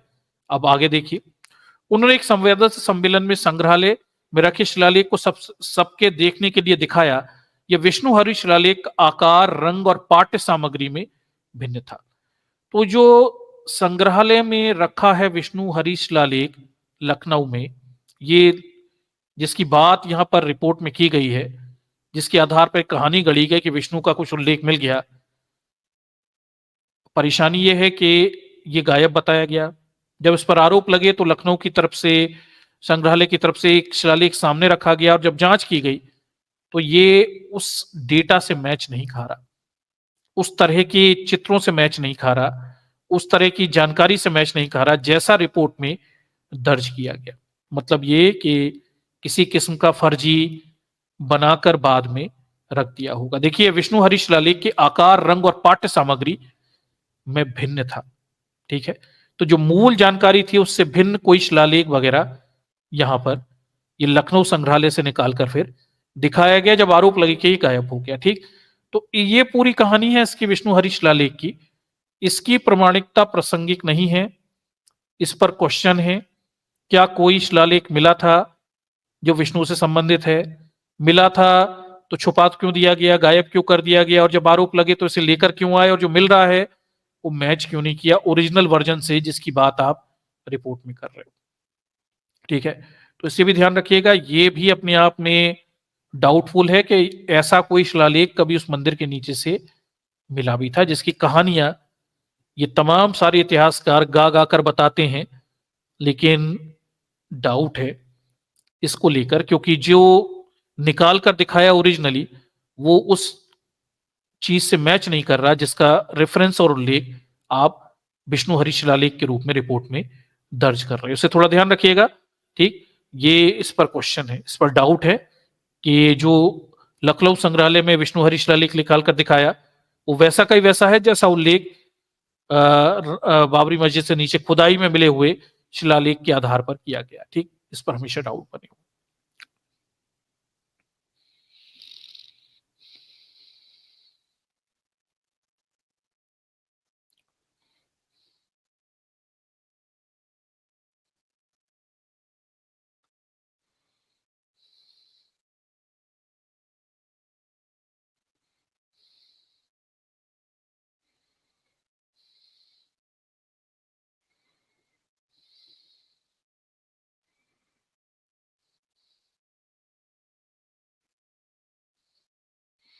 देखिए, ये 2003 की रिपोर्ट है, दर्ज की थी।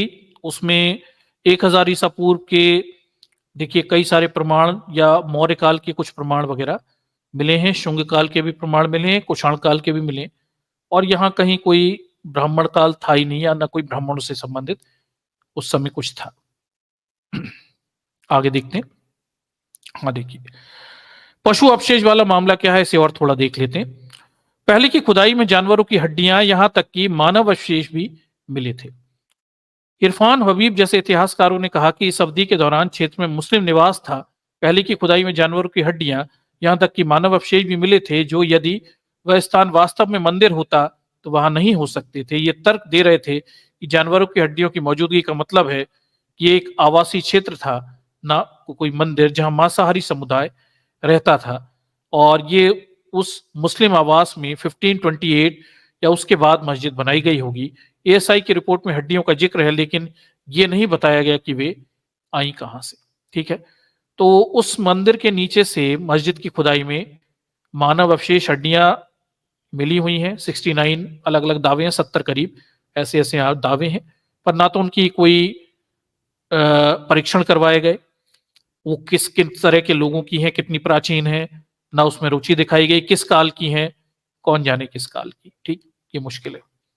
मुस्लिम कब्रें, जैसा कि आउटलुक सप्ताह में बताया गया कि खुदाई में 2 मुस्लिम कब्रें भी बरामद हुई, जबकि एएसआई ने 22 अप्रैल को कब्र की वीडियोग्राफी तस्वीर ली, लेकिन उसका विस्तृत विश्लेषण नहीं किया गया। कार्बन डेटिंग कंकाल भी नहीं करवाई गई। ये भी ध्यान रखिए कि 2 कब्रें भी मिली हैं, जैसी बात आउटलुक ने दर्ज की हुई थी, लेकिन ये सारी चीजें कहां गई, सुप्रीम कोर्ट में रिकॉर्ड में क्यों नहीं दर्ज हुई, कोर्ट के सामने ये सब चीजें क्यों नहीं रखी गई, इसके जवाब आपको कभी नहीं मिलेंगे।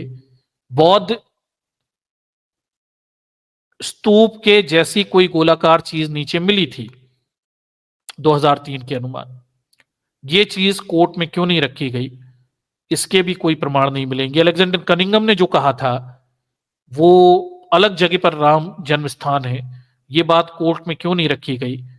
There is no one to tell us, कोई नहीं है हमें ये बताने के लिए कि सारे प्रमाण थे, लेकिन ये सब कोर्ट में एफिडेव क्या बोलते हैं, सबूत के रूप में क्यों नहीं रखे गए। क्या किसी एक पक्षी तरीके से ये केस पूरा बनाया गया, किसी एक पक्ष को लाभ देने के लिए, बड़ी परेशानी। बौद्धों का दावा देखिए, बौद्धों ने भी अयोध्या स्तर पर दावा किया था। उदित राज बुद्ध एजुकेशन फाउंडेशन के अनुसार 2003 में एएसआई द्वारा खुदाई की गई संरचना एक बौद्ध स्तूप थी, जिससे भारत पर मुस्लिम आक्रमण के दौरान उसके बाद नष्ट कर दिया गया। राज ने 2003 में एएसआई रिपोर्ट के अलावा ब्रिटिश, देखिए, पुरातत्व पैट्रिक किनोंग की 1870 की रिपोर्ट को भी अपना दावा बनाया। ठीक है, देखिए, कर्नगी के अनुसार अयोध्या स्थल पर कसौटी स्तंभ सारनाथ और वाराणसी में बौद्ध विहार के समान है। ठीक है, तो ये बुद्धिस्ट इंटरनेशनल की तरफ से बुद्धिस्ट जो उदित राज जो बुद्धिस्ट एजुकेशन फाउंडेशन है, इन्होंने भी बाकायदा इसमें केस लगाया हुआ था। हालांकि न्यायालय ने इसे एंटरटेन नहीं किया, खारिज कर दिया। और बाकायदा 2003 में, मैंने पहले भी कहा, खुदाई के दौरान 3 की खुदाई में बाकायदा नीचे से बौद्ध स्तूप के प्रमाण मिले थे, और कनिंगम की पुरानी रिपोर्ट भी इसके लिए सबूत के तौर पर है, पर इसे आगे नहीं बढ़ाया गया और न इसे एक्सेप्ट किया गया। इसका कोई जवाब नहीं है दर्शकों। ये बड़ा हो सकता है आपको बुरा लगे, पर ये क्यों नहीं किया गया भाई, इन चीजों पे गौर क्यों नहीं किए गए, खुदाई और क्यों नहीं की गई। अगर कोई बौद्ध स्तूप नीचे से निकल रहा था तो उस चीज को और एक्सप्लोर क्यों नहीं किया गया, ये पता नहीं। हड्डियां मिली तो छुपा क्यों दी गई, किस काल की थी पता नहीं। और कब्रें मिली तो उनके बारे में जानकारियां क्यों नहीं दी गई, किसी को नहीं पता। जिस विष्णु की मूर्ति की बात की जा रही है, शिलालेख की बात की जा रही है, वो कहां पर है, क्या उसकी जांच की गई, क्या वो वैसा ही ओरिजिनल है, ये भी किसी को नहीं पता। तो यहाँ कई रहस्य हैं जिनके बारे में कोई जवाब आपके पास उपलब्ध नहीं होगा।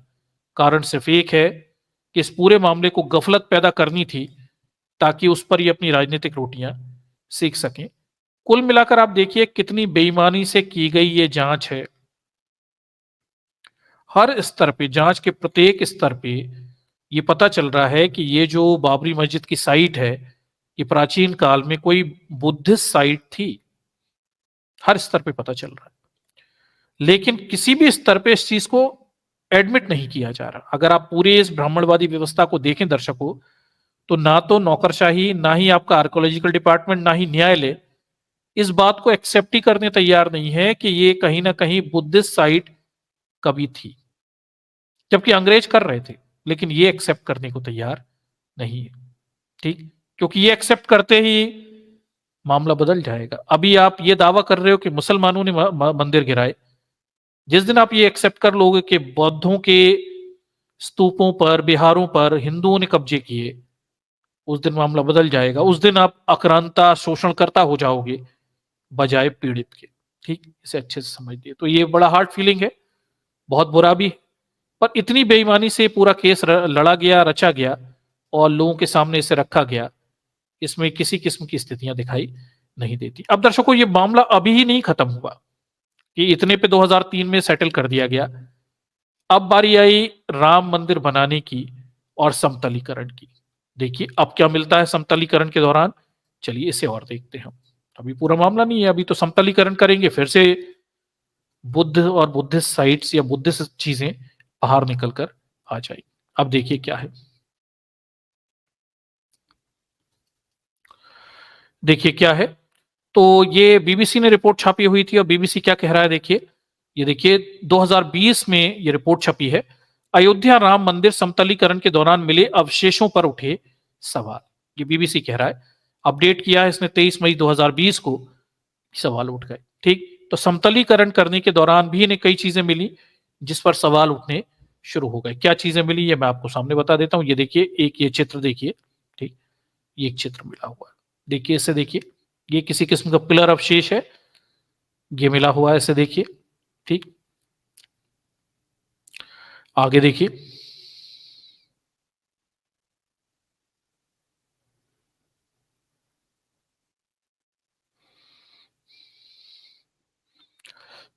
ये सब मिला हुआ है। क्या है ये, इस पे थोड़ी अपन बात करते हैं कि ये क्या कह रहे हैं।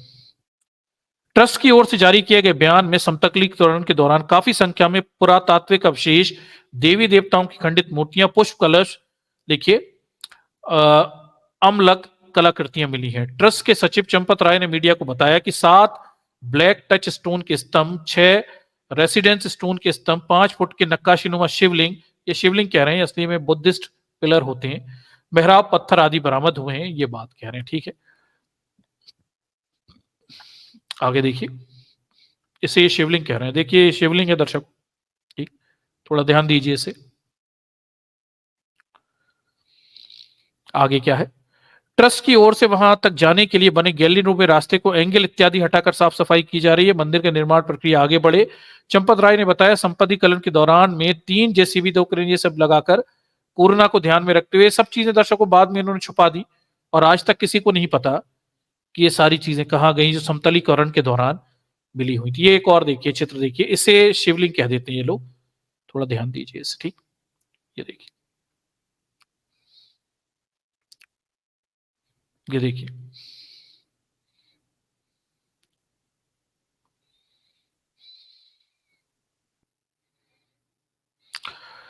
वहां मिले अवशेषों के बारे में डीएन अनुज कुमार झा का कहना था कि अभी जो भी अवशेष मिल रहे हैं वे ट्रस्ट की निगरानी में रखे गए हैं, उनकी साफ सफाई की गई है। पुरातात्विक दृष्टिकोण से अभी इनका परीक्षण नहीं किया गया, इतनी जल्दी ऐसा कर पाना संभव नहीं था। तो समतलीकरण में जो जो मिला उसका कोई परीक्षण नहीं किया गया, जल्दीबाजी में छुपा दिया गया और अब ये कहां है किसी को नहीं पता।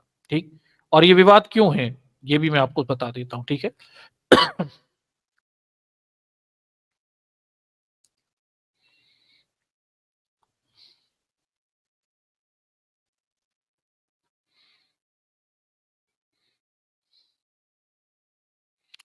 आगे देखिए। बीबीसी से बातचीत में सत्येंद्र दास कहते हैं कि, एक मिनट, हाँ ये देखिए, कहते हैं कि खुदाई में मिले साक्ष्यों के आधार पर, देखिए ये देखिए, अब दोबारा किसी ये देखिए, जिसमें कमल, दल, शंख, चक्र, धनुष आदि कलाकृतियां सनातन धर्म से जुड़ी हुई हैं, इस बात की ओर इशारा करती हैं कि पहले ये मंदिर मौजूद था। बौद्ध धर्म की बात देखिए अब क्या बात है। ये देखिए, ये भी मिला था समतलीकरण में, ये आधा टुकड़ा ही जारी किया इन्होंने। ये धम्मचक्र, धम्मपद जैसा, इसे देखिए, ये देखिए, ये मिला हुआ। ठीक, ये बड़ा टिपिकल बुद्धिस्ट सिंबल है, सभी जानते हैं इस चीज को। ठीक, आगे देखिए। देखिए खुदाई में जो भी अवशेष मिले हैं वो शिवलिंग या मंदिर से संबंधित नहीं है, बल्कि बौद्ध स्तंभ हैं और बुद्ध धर्म से संबंधित हैं। सोशल नेटवर्किंग साइट हैशटैग चलाकर बौद्ध बौद्ध स्थल अयोध्या नाम से लोगों की खुदाई के अवशेष की तस्वीरें साझा की जा रही। ठीक है, ये देखिए,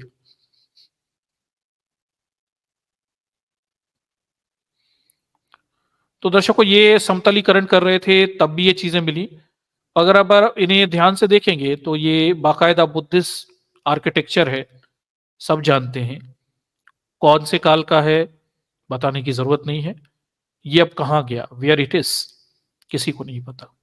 ये छुपाया क्यों गया, और ये पुरातात्विक संस्थाओं के द्वारा इनकी जांच करके इनकी कोई बाकायदा रिपोर्ट डेटिंग वगैरह जारी क्यों नहीं की गई, क्यों रुचि नहीं है ये जानने में कि ये जो पुरातात्विक अवशेष मिले हैं किस काल के हैं, किस सभ्यता के हैं, किसके। कोई रुचि नहीं। इन्हें मंदिर बनाने में रुचि थी क्योंकि इससे इनकी राजनीति चल रही थी, वो इन्होंने कर लिया। इससे आगे इनका कुछ जानने में कोई रुचि नहीं है। सत्य के परीक्षण का इनका कोई इच्छा नहीं है, और सत्य क्या है ये सबको पता है। ये क्लियर कट बुद्धिस्ट आर्किटेक्चर है, ये नहीं भी पता है। इतिहास पढ़ने पढ़ाने वाले हर साधारण व्यक्ति को पता है कि इस देश में जो बुद्धिस्ट आर्किटेक्चर है उसकी शैली क्या है, और ब्राह्मण आर्किटेक्चर जैसा कोई आर्किटेक्चर है ही नहीं। ठीक, ये सब तो अभी के काल के, ये बड़ा स्पष्ट है। ठीक, चलिए, तो ये कुछ चीजें हैं जो समतलीकरण के दौरान भी मिली हुई थी। आगे देखिए, आगे हमारे पास और क्या जानकारी है इससे संबंधित। हाँ, अब मुद्दा के मोहम्मद का है, और के मोहम्मद जिसे आज मीडिया अपना पोस्टर बॉय बना के बैठी है, बीजेपी अपना पोस्टर बॉय बना के बैठी है, और के मोहम्मद को ऐसे प्रेजेंट किया जा रहा है कि ये व्यक्ति जो है ये बड़ा महान व्यक्ति है। मुस्लिम होते हुए भी इसने हिंदू पक्ष का मदद की और हिंदू पक्ष के बारे में जानकारी दी, ये बताया जा रहा है। इसका जगह जगह तमाम क्षेत्रों जगह इसका आख्यान उपलब्ध कराए जाते हैं, और इसे अभी राम जन्मभूमि क्या बोलते हैं मंदिर जो है बना था वहां पे आमंत्रित भी किया गया। तो के मोहम्मद जी के बारे में क्या कहता है पुराने मीडिया, पुरानी जानकारियां, वो और थोड़ा आपके सामने रखता हूं। देखिए, ये नई रिपोर्ट है, और ये आपने तमाम सारे यूट्यूब चैनल में, मेन स्ट्रीम मीडिया में, तमाम सारी जगह आजकल इस व्यक्ति को आप जरूर देखते होंगे, के मोहम्मद को। और ये मुस्लिम है, और ये कहता है कि भाई मस्जिद के नीचे हिंदू मंदिर था। ये भी कहते हैं कि कोई बौद्ध स्तूप नहीं मिला। ये भी दावा करते हैं कि बीबी लाल की खुदाई की करने वाली टीम के ये सदस्य थे। इन्होंने आत्मकथा लिखी, और ये संगियों के, भक्तों के काफी प्रिय हैं। ये सरकार के इतनी प्रिय हैं कि उन 100 महत्वपूर्ण लोगों में से जिन्हें मंदिर में उद्घाटन के समय बुलाया गया। आप समझिए ये व्यक्ति कितना इंपॉर्टेंट काम किया है इनके पक्ष में। आज देखिए, तो टाइम्स ऑफ इंडिया का ये रिपोर्ट है, ये मैं आपके सामने रख रहा हूं। पहली खुदाई में हमें मस्जिद में हिंदू प्रतीक मिले थे, के मोहम्मद 24 जनवरी 2024 को। ये अभी की रिपोर्ट है, उद्घाटन के समय। के मोहम्मद की सच्चाई क्या है ये भी मैं आपके सामने यहां पे रखता हूं। ठीक है, आजकल के मोहम्मद एक फोटो दिखाते हैं, उसमें कहते हैं कि ये file photo of ASI team that conduct first excavation in Ayodhya, K Muhammad in circle. ये जो के मोहम्मद है ये खुद को एएसआई टीम के सदस्य के रूप में दिखाता है कि ये सामने बैठा हुआ है, ये पूरी एएसआई की टीम है, इसमें के मोहम्मद ये छोटा सा सामने बैठा है, ऐसा ये दिखा रहा है। ठीक, आजकल दिखा रहा है बीबी लाल की टीम का सदस्य है। अब ये कितना प्रमाणित है, नहीं है, सही क्या है, इस पे अपन बात करते हैं। पहले कह क्या रहे हैं के मोहम्मद, इसे देख लेते हैं। और इन्हें ये फोटो दिखाने की आखिर जरूरत क्या पड़ गई, क्यों के मोहम्मद को आज फोटो दिखाकर ये सिद्ध करना पड़ रहा है कि वो बीबी लाल की खुदाई करने वाली टीम के सदस्य थे। ये नौबत क्यों आ गई। टाइम्स ऑफ इंडिया छाप रहा है। टाइम्स ऑफ इंडिया ही 2019 में क्या कह रहा था के मोहम्मद के बारे में, वो भी मैं आपके सामने रखूंगा। लेकिन टाइम्स ऑफ इंडिया आज 2024 में क्या कह रहा है के मोहम्मद के बारे में, देखिए मीडिया के बदलते हुए सुर, ये भी देखिए। ठीक, क्या स्थिति है देखिए। पूर्व एएसआई अधिकारी के मोहम्मद, जिन्हें अयोध्या खुदाई के प्रोफेसर बीबी लाल के निष्कर्ष का समर्थन किया था, खुदाई के दौरान मिले सबूतों पर चर्चा करते हैं, जिनमें मंदिर के खंभे, मूर्तियां, टेराकोटा की मूर्तियां शामिल हैं। वे बताते हैं कि हिंदुओं के लिए अयोध्या एक महत्व के विपरीत साइट है। अयोध्या एक महत्व साइट साइट पर मस्जिद इस्लाम में महत्वपूर्ण हस्तियों से जुड़ी नहीं है। ठीक है, हिंदुओं के लिए महत्वपूर्ण है और मस्जिद इस्लाम में के लिए महत्वपूर्ण नहीं है। ये बात ये बता रहे हैं, मोटी मोटी बात। ठीक है, उन्होंने भारतीय पुरातत्व विशेषज्ञ प्रोफेसर बीबी लाल के अधीन एक प्रशिक्षु के रूप में शुरुआत की, जिन्होंने अयोध्या की पहली खुदाई की। अपने दिल की पुकार के बाद पूर्व एएसआई अधिकारी के मोहम्मद जब इतिहासकारों के द्वारा निष्कर्ष को खारिज कर दिया गया तो उन्होंने अपने शिक्षक का पक्ष लिया। यानी बीबी लाल के दावों को जब हिस्टोरियन ने खारिज किया तो के मोहम्मद उनके पक्षधर बन गए। ठीक, इसलिए इन्हें हाईलाइट कर दिया गया है। राम मंदिर प्रतिष्ठित समारोह में विशेष आमंत्रित 100 से अधिक हिंदू मंदिरों के जीर्णोद्धार में शैली में से बात की गई, इन्होंने बात की हुई। ठीक है, अयोध्या से आपकी मुलाकात कैसे हुई? इसकी शुरुआत 1967 66-67 में हुई, जो अयोध्या को बड़ा मुद्दा नहीं था। के मोहम्मद अपनी तमाम सारी आजकल इंटरव्यू देते को दिखाई देते हैं और तमाम बातें करते दिखाई देते हैं, और वो क्या कह रहे हैं थोड़ा सा बताता हूँ, फिर इनकी सच्चाई भी बताता हूँ। ठीक, लेकिन हम डॉक्टर बीबी लाल के साथ अयोध्या में खुदाई के लिए गए थे। उत्खनन के लिए किसी स्थान, किसी हिस्से का चयन करने से पहले हम उसकी रेकी करते हैं। ठीक है, अपने अभ्यास के दौरान हम विवादित मस्जिद में गए, ये बात बता रहे हैं। पहले तो वह मौजूद, ये सब आगे देखिए मूल मुद्दा क्या है। हमने 12 खंबे देखे, हम समझ गए कि वे हिंदू मंदिर के खंबे थे। स्तंभों के नीचे हिस्से में पूर्ण कलश थे, जो हिंदू धर्म में समृद्धि का प्रतीक है। ये अष्टमंगल चिन्ह में से एक है जो आमतौर पर हिंदू इमारतों में पाया जाता है, खासतौर पर 12वीं शताब्दी के दौरान। ठीक है,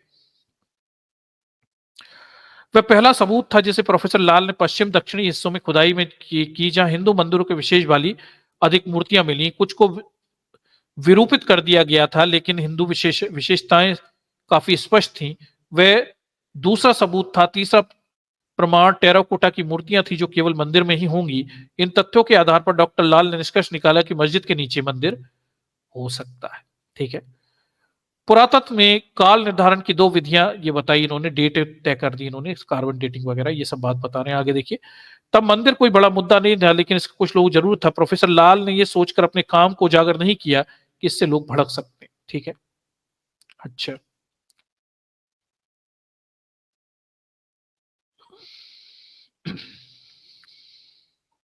आगे देखिए,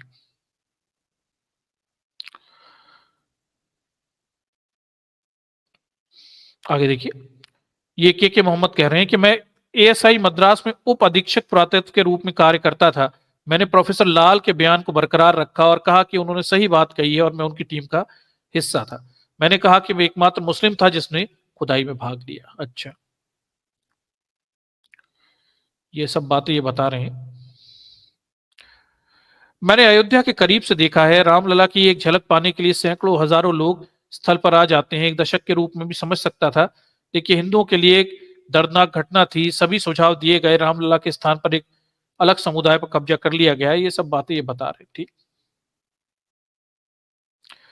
क्या आप हिंदुओं से सहानुभूति रखते हैं? इन्होंने हाँ मैंने जवाब दिया हुआ है।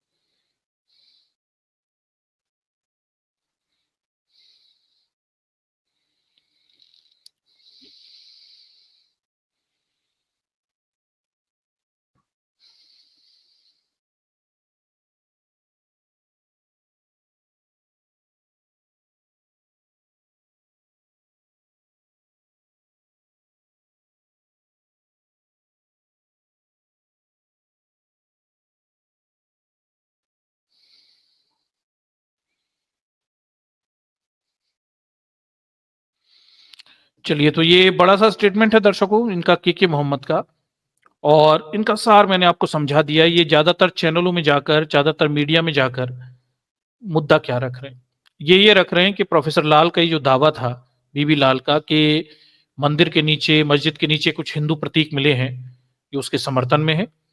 ये इसके भी समर्थन में है कि कोई बौद्ध स्तूप के प्रमाण नहीं मिले, ये आपके के मोहम्मद। और ये खुलकर आत्मकथा लिखकर बाकायदा हिंदुत्व टोली जो है उसके पक्ष में आ गए। 100 महत्वपूर्ण व्यक्तियों में इन्हें आमंत्रित भी किया गया। ये इतनी प्रिय हो गए छोटे से बाबू से संघियों के लिए भाजपाइयों के लिए। ठीक, ये यहां पर स्थिति है।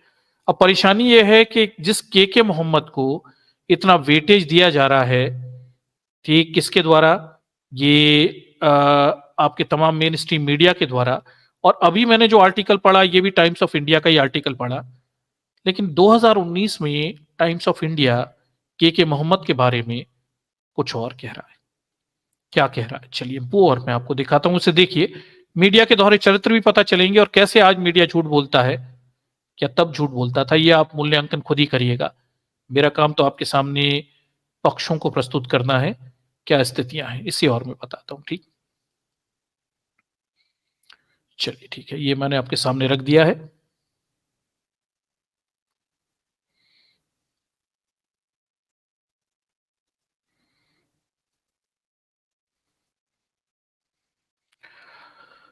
देखिए, तो ये 2019 का टाइम्स ऑफ इंडिया का ही आर्टिकल है। अभी भी मैंने टाइम्स ऑफ इंडिया का ही के मोहम्मद का छपा हुआ इंटरव्यू आपके सामने रखा, और ये 2019 में टाइम्स ऑफ इंडिया क्या कह रहा है के मोहम्मद के बारे में।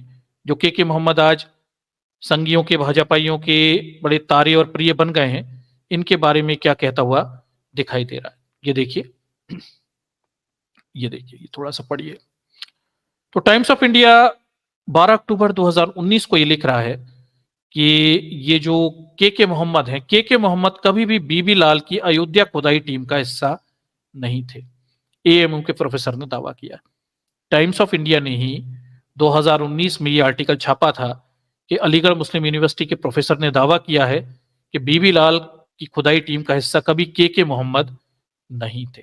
तो दर्शकों, मैं दो चीज बता रहा हूं, 2019 में टाइम्स ऑफ इंडिया ये छाप रहा है, 2024 में टाइम्स ऑफ इंडिया के मोहम्मद को हीरो बनाकर इंटरव्यू ले रहा है, और अभी मैंने आपको दिखाया थोड़ी देर पहले, वो छाप रहा है। 2019 में क्या कह रहा है टाइम्स ऑफ इंडिया। ठीक, के मोहम्मद कभी भी बीबी लाल की अयोध्या खुदाई टीम का हिस्सा नहीं थे, एएमयू प्रोफेसर, 2019 का है। देखिए, 1976 से 1900 कई बार खुदाई हुई है, उसके बारे में बता रहे हैं। 1976, 77, 78, 79 और फिर 79 तक ये चला। ठीक, लिखिए,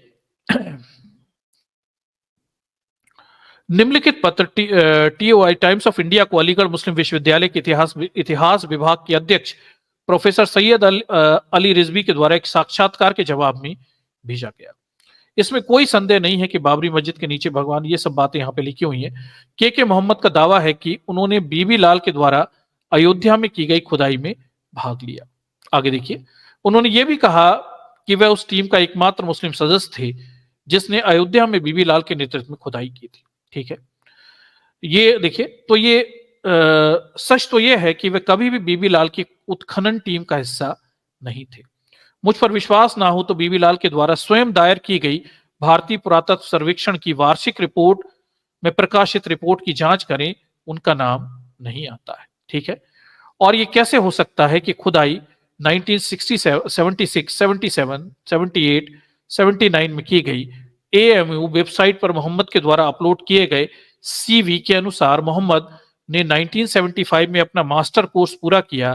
76, 77 में स्कूल ऑफ आर्कियोलॉजिकल भारतीय पुरातत्व सर्वेक्षण की नई दिल्ली में पुरातत्व में डिप्लोमा किया।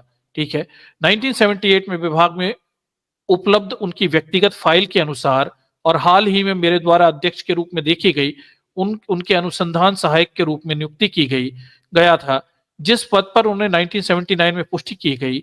उन्होंने सबसे पहले इतिहास विभाग के पुरातात्विक अनुभाग में कार्य किया था, अनुसंधान में सहायक के रूप में, और उसके बाद 1988 में सहायक पुरातात्विक के रूप में, जब वह अंततः भारतीय पुरातत्व सर्वेक्षण में शामिल हो गए थे। ठीक है, तो ये बाकायदा इस चीज का टाइम्स ऑफ इंडिया ने छापा एएमयू के प्रोफेसर के हवाले से कि के मोहम्मद तो 1979 में जाकर ये नियुक्त किए गए हैं, तो ये उससे पहले कैसे किसी सर्वेक्षण टीम का हिस्सा हो जाएंगे। ठीक है, तो ये बीबी लाल के नेतृत्व में अयोध्या खुदाई में कब और कैसे शामिल थे।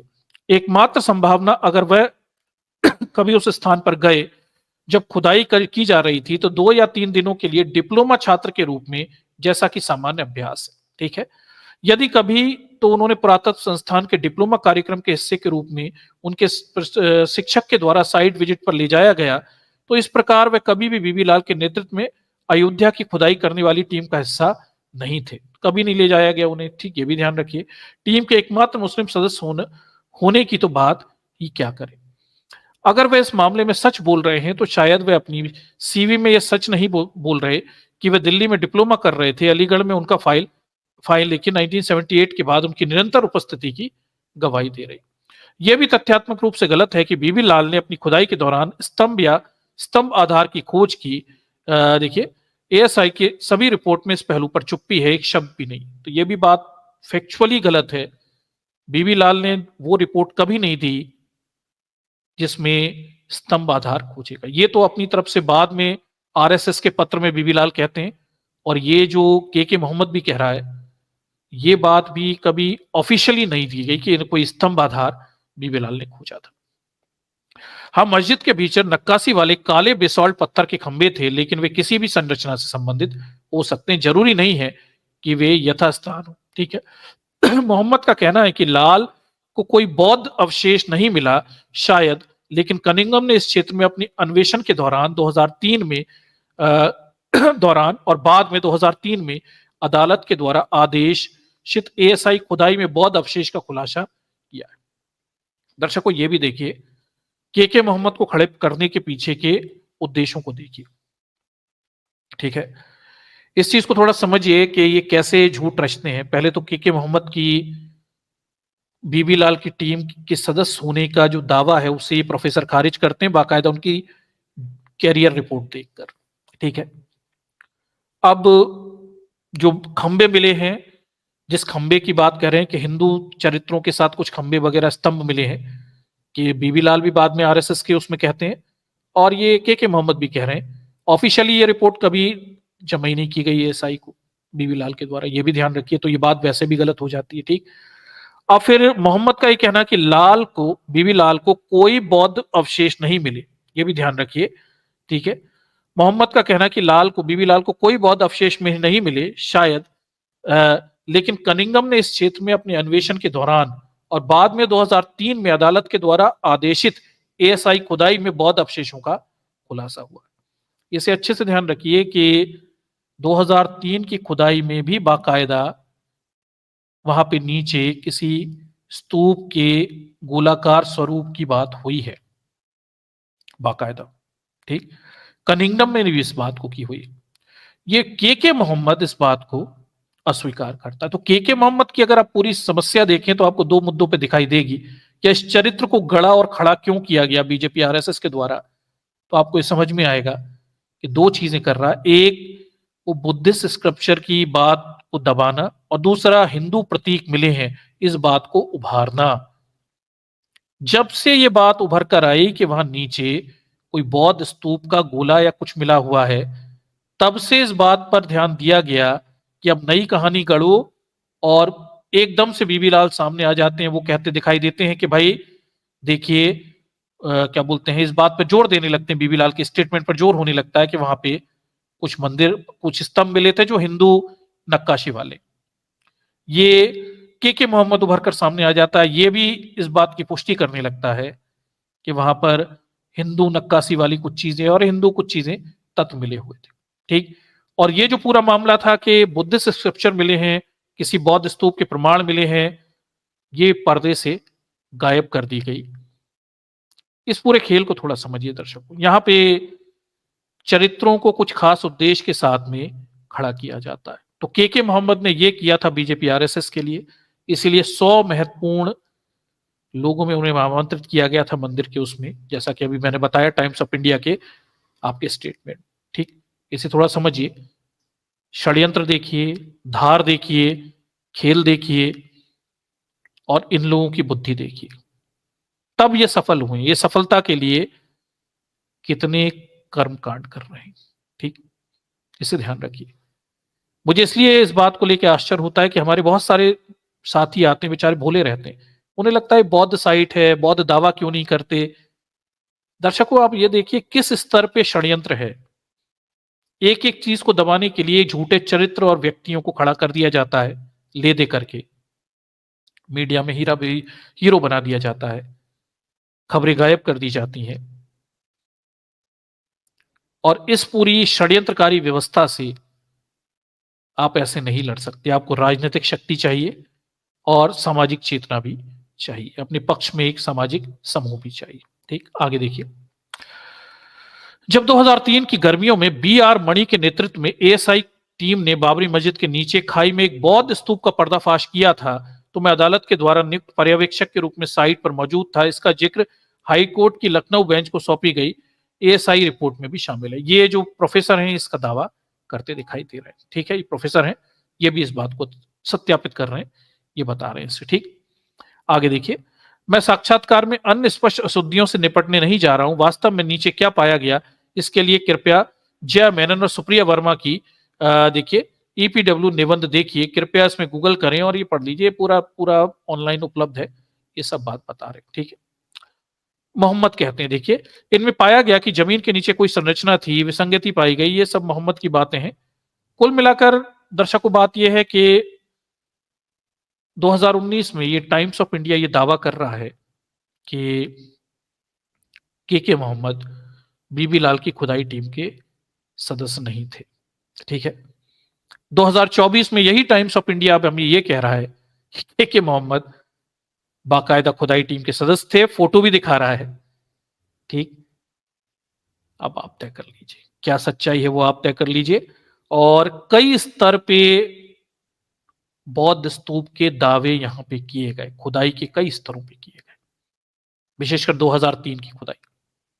ठीक, और उसके बाद से हम देखते हैं कि ब्राह्मणवादी चरित्र रच लिए गए, कहानियां आ दी गई, विष्णु की मूर्ति की कहानी, बीबी लाल जो पहले कुछ नहीं कह रहे थे वो एकदम से सामने आ जाते हैं, उनके कोटेशन सामने ला दिए जाते हैं कि भाई देखिए यहां से हिंदू स्तंभ वगैरह मिले, ये के मोहम्मद खड़े हो जाते हैं। ठीक, इस स्तर पे षड्यंत्रों को रचा गया, बनाया गया, इसे आप थोड़ा देखिएगा।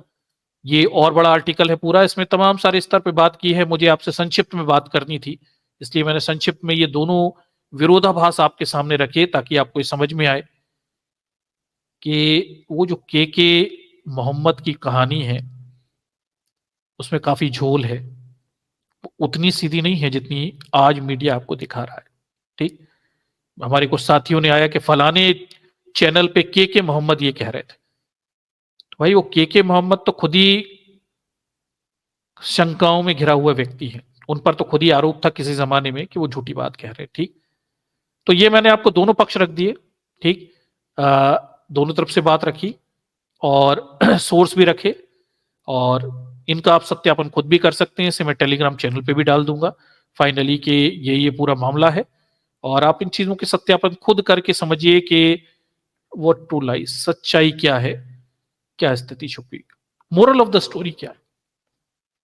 मोरल ऑफ द स्टोरी अगर हम देखें तो हम इस चीज को समझ पाएंगे कि भाई कनिंगम के दौर में ये स्पष्ट हो चुका था कि ये जो जगह है ये बुद्धिस्ट साइट है।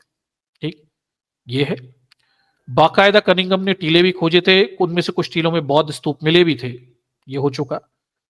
मोरल ऑफ द स्टोरी है कि कनिंगम ये भी बता रहे थे कि उनके दौर में किसी और स्थान को राम जन्मभूमि कहते थे वहां के लोग। ठीक, इस बाबरी मस्जिद की जगह को नहीं कहते थे, ये भी है। हमें यह भी पता चलता है कि भाई खुदाई के दौरान कोई भी हिंदुत्व से जुड़े हुए चरित्र वहां पर नहीं मिले, एक भी नहीं मिला। फिर झूठी कहानी गढ़ दी गई विष्णु की और बाली को मारते हुए एक शिलालेख की, जो उपलब्धि नहीं है, और जो दिखाया जा रहा है वो मैच नहीं करता डिस्क्रिप्शन से जो ये उन्होंने रिपोर्ट में दर्ज किया है, ये है। फिर हमें यह पता चलता है कि 2003 की खुदाई में वह नीचे से बौद्ध स्तूप के प्रमाण मिले थे, लेकिन इस बात को दबा दिया गया, एक कहानी रच दी गई विष्णु और बाली को मारने वाली शिलालेख की।